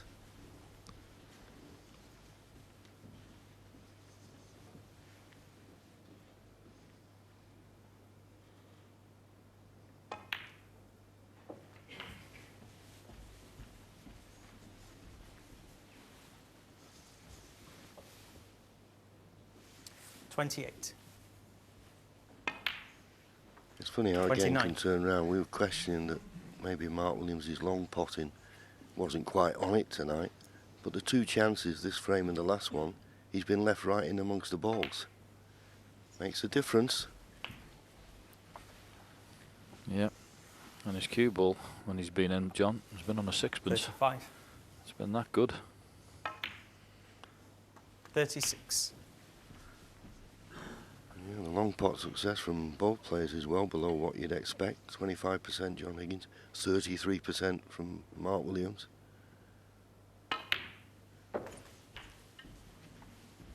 As I say, and we always say, if you miss when you're in, then you can 42. only expect the worst. Most definitely at 43. this level, that's for sure. That's not the worst kiss on the brown. He wouldn't have been playing for a cannon there. And the fact he's hit it virtually full ball towards the pocket is lovely.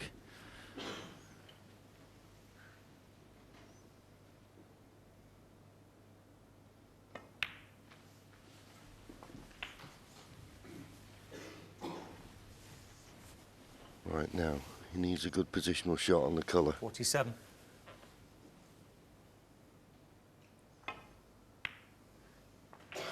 Was able to hold 48. for the brown or green.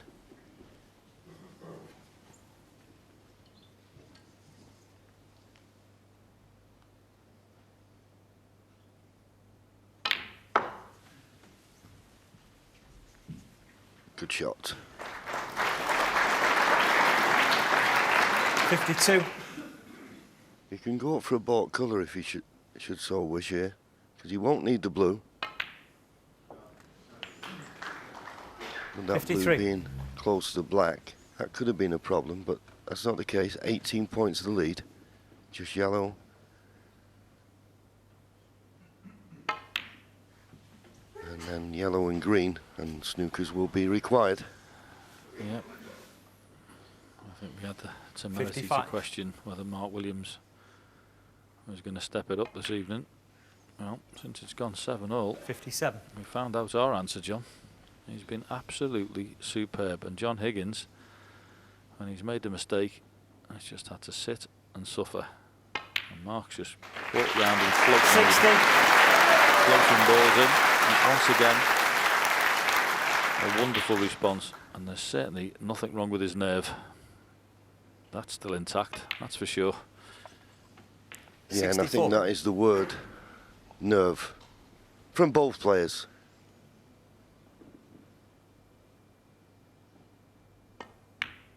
As we say, it's all right doing it in practice. It's not him, but it won't matter. Mark There's Williams, 29 points 64 in front, and the frame. 18 remaining, not a concession from John Higgins. So Mark Williams now takes a 2-frame advantage. 1 to go. And as John was saying, he's guaranteed an overnight lead now. And in the grand scheme of the final, how important is that? It can work both ways, obviously, and you guys have experienced it both ways. But for you, Ken, how important is it? I think it is when you're going to bed and you know you've got the lead and you have the sort of the edge going into the next session. But as we've seen in the semi-finals as well, I don't think it really matters for John Higgins because he's so good at coming from behind. And anyway, as is Mark Williams. You know, when it was put up to Mark Williams tonight, he's responded magnificently, and John Higgins will do the same. It's just getting the little edges here and there and the fractions that make such a difference. I mean, John Higgins missed an easy black off the spot going into the pack. Mark duly pounced, and sometimes those frames can make all the difference in the long run. And those are the ones that can really hurt you as well, surely? Yeah, they can. They're debilitating. You know, you get on a roll, and all of a sudden you drop one of those in. It's sort of back to square one. It's like going up a snake. Yeah, they're down the snakes. But if you were trying to get a clue as to who was going to be the favourite for the final from the semi-finals, you'd have thought the way that John Higgins closed out Karen Wilson was a clue that John Higgins was playing better snooker, because it looked like Mark Williams struggled to get over the line. It was very nervy. But you just know that every match is different, and I think Mark Williams will be the happier of the two, how he's coped with today.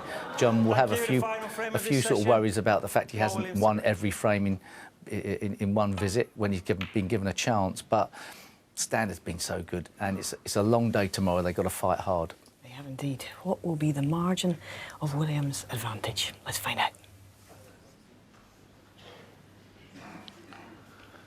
On the face of it, decent enough break-off shot. Don't think John will be taking the pot on here, just a containing safety.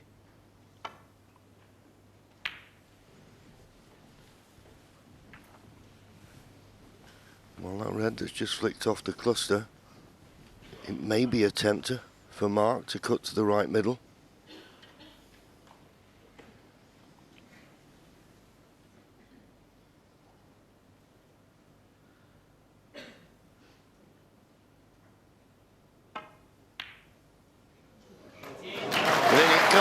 cue ball close to the corner, but it's okay, and he's got an angle on the yellow. Yeah, brilliant pot, John. Absolutely brilliant, and he's just caught the jaws, and he's actually left him perfect.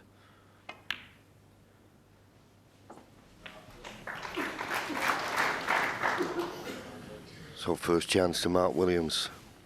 He won the first session of this match by 5 frames to 3. This session, it's 4-all. Chance to win the session as we close in on the 4.5 hour mark for this match. But winning this session, after winning the first, he'll go in overnight with a 3 frame advantage. Yeah, Mark just pointing his cue there. That gap he's looking at, he's got obviously this red. If he could stun, play for pink and come down, he'd love to get that red away from the black. 4. I don't know whether he's got the angle to do it now, but he's gone pretty straight, so we're doing off this shot. Not certain whether the pink spot is available. No, it's not. So just to remind you, when all the other spots are occupied, it goes as close to its own spot as it can in a direct line with the middle of the top cushion.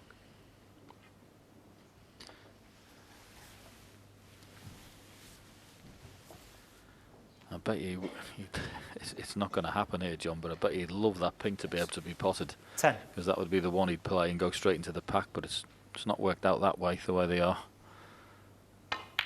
So back up for blue. Half ball angle, if he can. 11. Yeah, he's not had much luck with this shot tonight, has he? But here we go. He's come a little bit close to the cushion there. He's got to jack the cue up in the air. Tougher to get power in this. Yeah. Much tougher shot being near the cushion, that.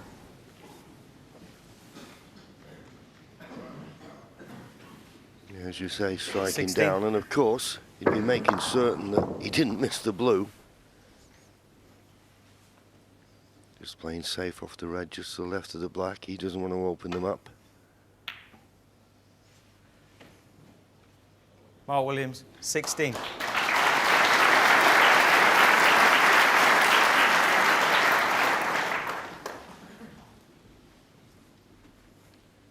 It was always going to be difficult, particularly with the black only available into one corner pocket. John can get past the green, needs a telling safety here. It's a bit pacey. That's why it's come on and off the baulk cushion. And there's a red on the left-hand side of the table that will tempt Mark Williams. Once again, John, though, you mentioned earlier, once he's been in amongst the balls, he's been great, but missed a couple of these this evening. I mention it like it's a gimme, but they're not. But you'd expect Mark Williams, the way he's cued in this championship, to knock these in.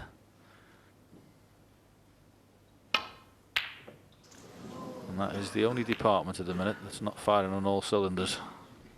Everything else is great. Yeah, so it just shows you those stats we show you about long pot success in this session. And he didn't have to do anything with a cue ball. He'd have been perfect on pink or black, and he's a little bit taken aback by it. Is John Higgins playing a double here? Once again, as I say, the problem with the double, if they don't go in, you don't know where the red's going to finish. He thought he was playing as a shot for nothing. He may well have not left this red.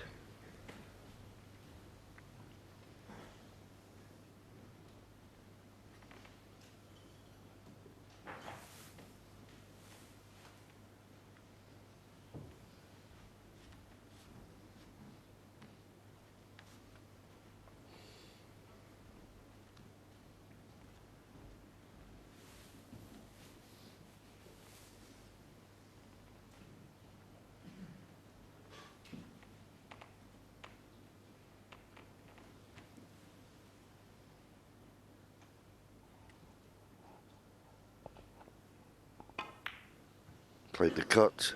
Got the cut. But not a good kiss on the yellow.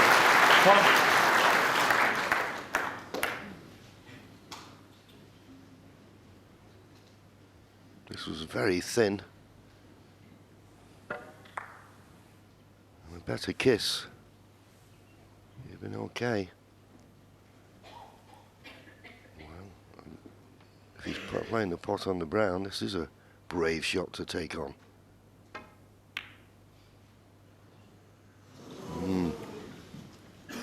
Mark Williams 1. Well, here's another double that John Higgins will be playing for certain. Yeah, just coming round to have a look to see what position is going to be.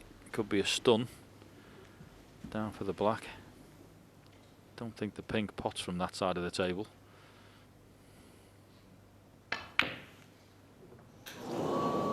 Very close. Yeah, he's usually very good at doubles, but they're just not finding the pocket this evening. So close. And has he left a pot for Mark? Wouldn't have thought so. He wouldn't have played the double if he had it done. No. Mark just playing the safety. Quite right too. I mean, not only is it the correct shot, he's 9-7 up. He doesn't have to go chasing anything. It's John Higgins who's under the cosh at the minute.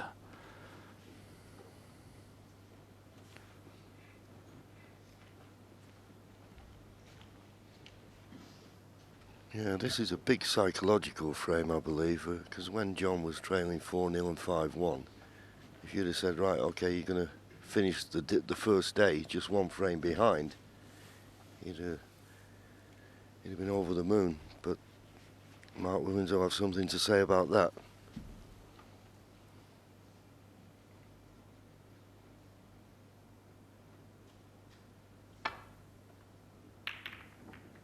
Yes, John, and also the fact that when you've got to 7-7, you'd be really disappointed to be 10-7 down overnight. Yep.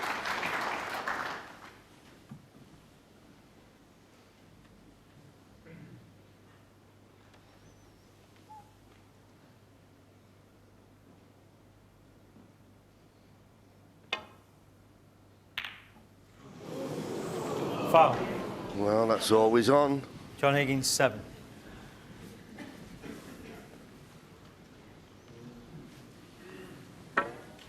That was always a possibility.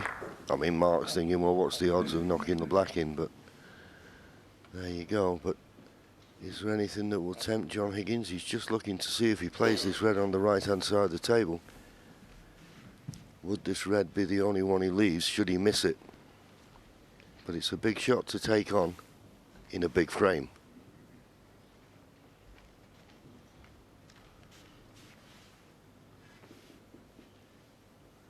Well, he's gone for it.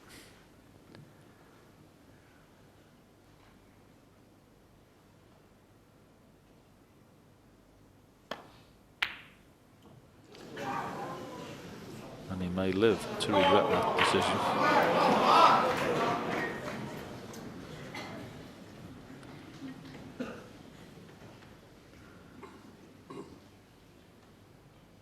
Always a possibility with that shot. When you play it like that and it hits the jaws, 9 times out of 10, it runs and goes across to the other corner.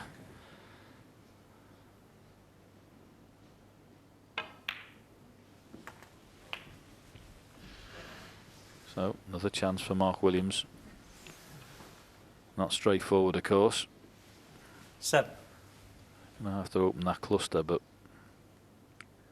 he'll be trying as hard as he possibly can for that 10-7 lead overnight.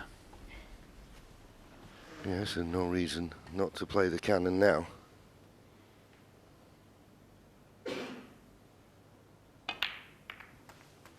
Just played a gentle one.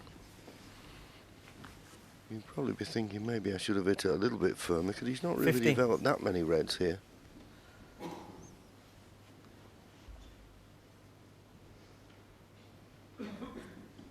But wherever lead he builds on here,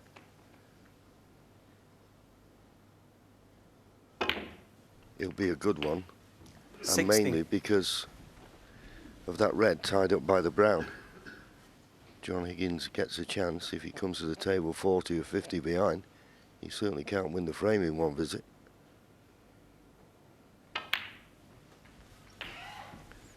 So I'm into play for this red to the right middle. Just 23. looking for another 27 points from this position, but it's not a given.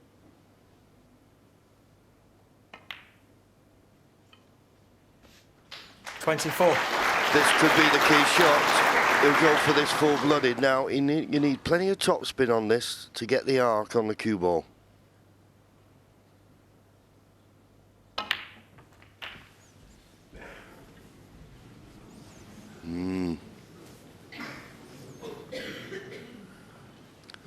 First glance, it's no good.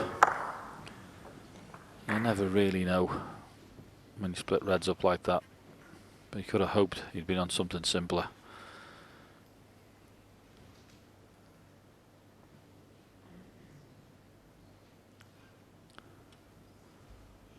.41 the lead. Is it time to play a safety? Take what you've got. 9-7 up, 41 in front. Is it time for a bit of prudence from Mark Williams?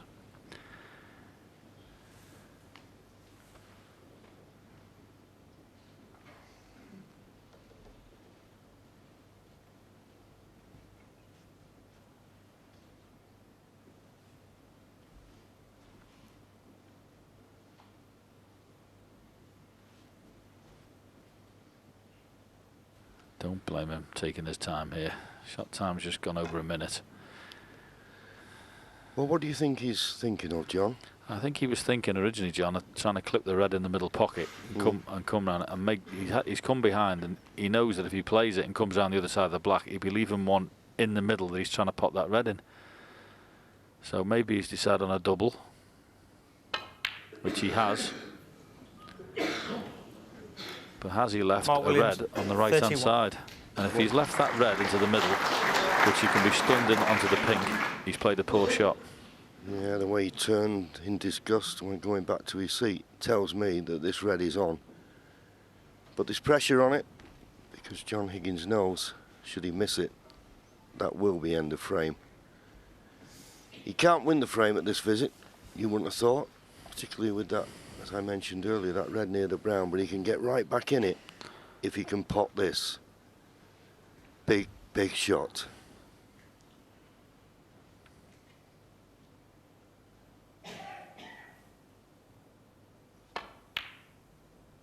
Brilliant. I'm going to dig Mark Williams out, John. He played the wrong shot there. It's not very often you can say it was poor shot selection, but he shouldn't have played the double there.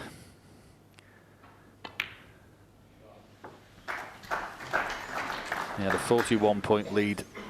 Push a red safe on the cushion and wait. It's John Higgins chasing. No need to play this shot. Set.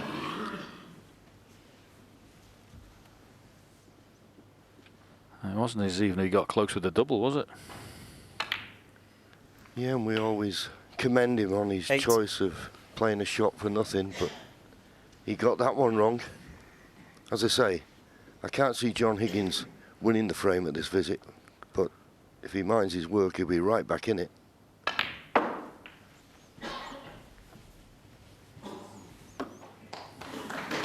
Good positional shot there. Still 30. 28 points behind.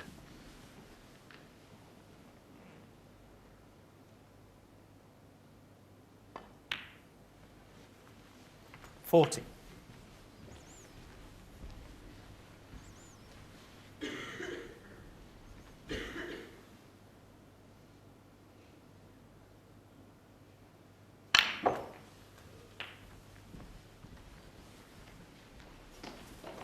Perfectly played. 21. He'll have no thought about the red near the brown. He just looked at it actually and pulled his face. Because it's not one of those situations where you feel as though you could hit the red because you could knock the brown in. So what I'd be doing now, 20 points behind, just close the gap and then see if you can play a good safety off that last red. Oh, I couldn't agree with you more, because it's a perfect plant, those two. 22. So it's virtually impossible to get that red out unless you hit ball cushion first and into the brown. But even then, you have to hit 100 mile an hour to split them and get the ball into a potable position. So there's nothing he can do.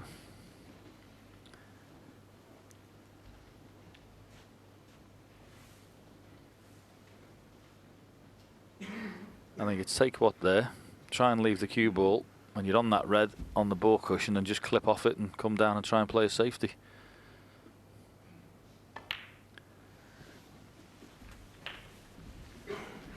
Can't see anything else. Now within 13 points. 28.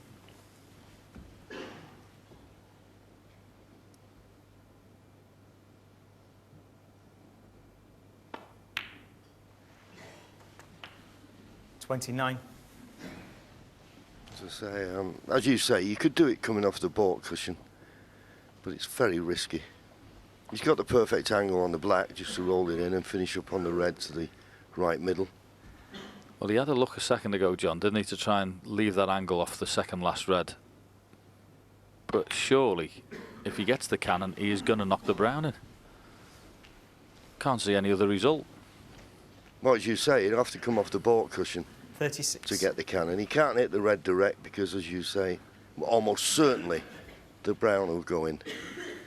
Just 5 points behind now.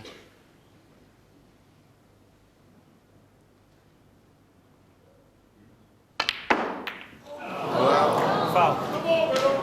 John Higgins, 36. That had to happen. Mark Williams, 4. Things Quiet that down, happen please. Thank you. in the heat of battle. Yes, two wonderful exponents of this sport, and you've seen two shots that are hard to explain. Mark Williams attempted a double, and John Higgins' attempt to get that out. It could only be one result playing it that way.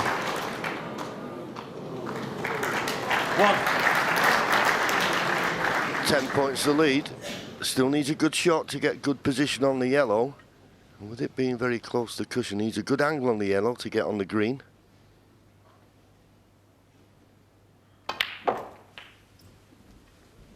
Found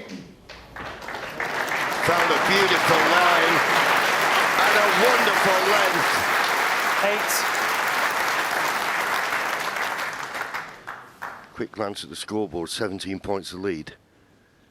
Still needs yellow, green and brown for a 3-frame advantage overnight. Absolutely wonderful, but the shot to the yellow could not have been played any better. To leave that angle, and then that yellow was a lot better than it looked. What a brilliant frame of snooker to finish the evening. It's a fabulous 30. final, and this has been a fabulous final frame of it in this session. Yeah, not the icing on the cake for John Higgins, but what a marvellous 9 frames we witnessed this evening. He's had everything. He's had absolutely 70. everything. And this Crucible audience are completely enthralled with it, as we are. 22. So it's Mark Williams who won the opening session, and he's going to win this session just by the odd frame, but it'll give him a 3-frame advantage at the end of day 1. Marvellous snooker, absolutely top draw. John Higgins will be disappointed. Looked like he could get within 1, but Mark Williams, when he was asked to, produced. Overnight, he leads by 10 frames to 7. What a day. 4 centuries, huge swings of momentum from 5-1 to 7-all, and 2 of the game's greatest. But it's Williams who takes a 3-frame advantage going into day 2 of this year's Betfred World Championship final. And gentlemen, what a day we have had. This is shaping up as truly one of the classics, Steve. Yeah, an astonishing last frame as well, with John Higgins knocking that brown in, which looked like a sort of schoolboy error in many ways. I think perhaps he overhit it. If he had hit it softer, he might have got a nice flick off the brown, but what do you reckon there, Ken? Yeah, I just thought that he was trying to hit it so hard that he might thought that the brown would jangle and stay over the pocket, but I thought he had to hit the brown first, because if he hits the red, it looked a dead set plan. And I was very surprised the way he played it, but crucial frame, and what a clearance from Mark Williams. You know, the black to yellow, get it on nice, and then the yellow to green. It's been a sensational session of snooker. I know one thing, be hard to get to sleep. Yeah. Replaying that shot over and over again. But one thing I think today has sort of shown me is I knew that John Higgins could win this final. I wasn't so sure about Mark Williams, but I think this has shown that I was wrong. Yeah, that Mark Williams can win this match. He looks really assured. He does indeed, and actually a remarkable performance considering how jaded he must have been. I mean, he was in this kebab shop at 2:30 in the morning. Attention, all Sheffield kebab shops, by the way. He might be on his way now for I'll tell more you what, fuel. John Higgins want to know what kebab shop he went to, because he might be going there tonight. But hats himself. off to him, really, for that performance, when he must have been shattered after that Hawkins win last night. Yeah, I mean, the thing is, you're not necessarily going to sleep straight away anyway, so perhaps he did the right thing, you know. And how much sleep do you need? You know, perhaps you got to bed at 2 or 3 o'clock in the morning, you know, you woke up at 11, something like that. That's okay. OK, 10-7. John Higgins was 10-7 up on Mark Selby last year and was caught.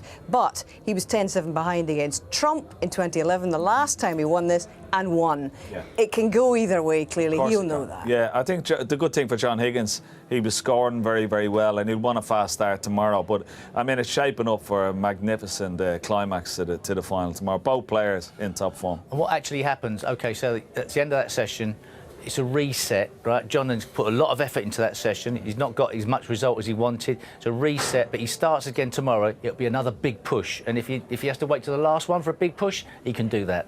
OK, we're so looking forward to 2 sessions tomorrow. And don't forget that that's at 2 o'clock is the first one, and then at 7 o'clock. So we've got your bank holiday Monday all worked out. Put the shelf up, do the spring cleaning and the gardening in the morning, and then settle down with us from 2 o'clock. You will have earned it. But who will earn the right to call themselves the 2018 World Champion? Well, I don't know, but I do know there is an awful lot of life left in this final with our over 40s. I hope you've enjoyed it. We certainly have, and we'll catch you all again tomorrow. Bye for now.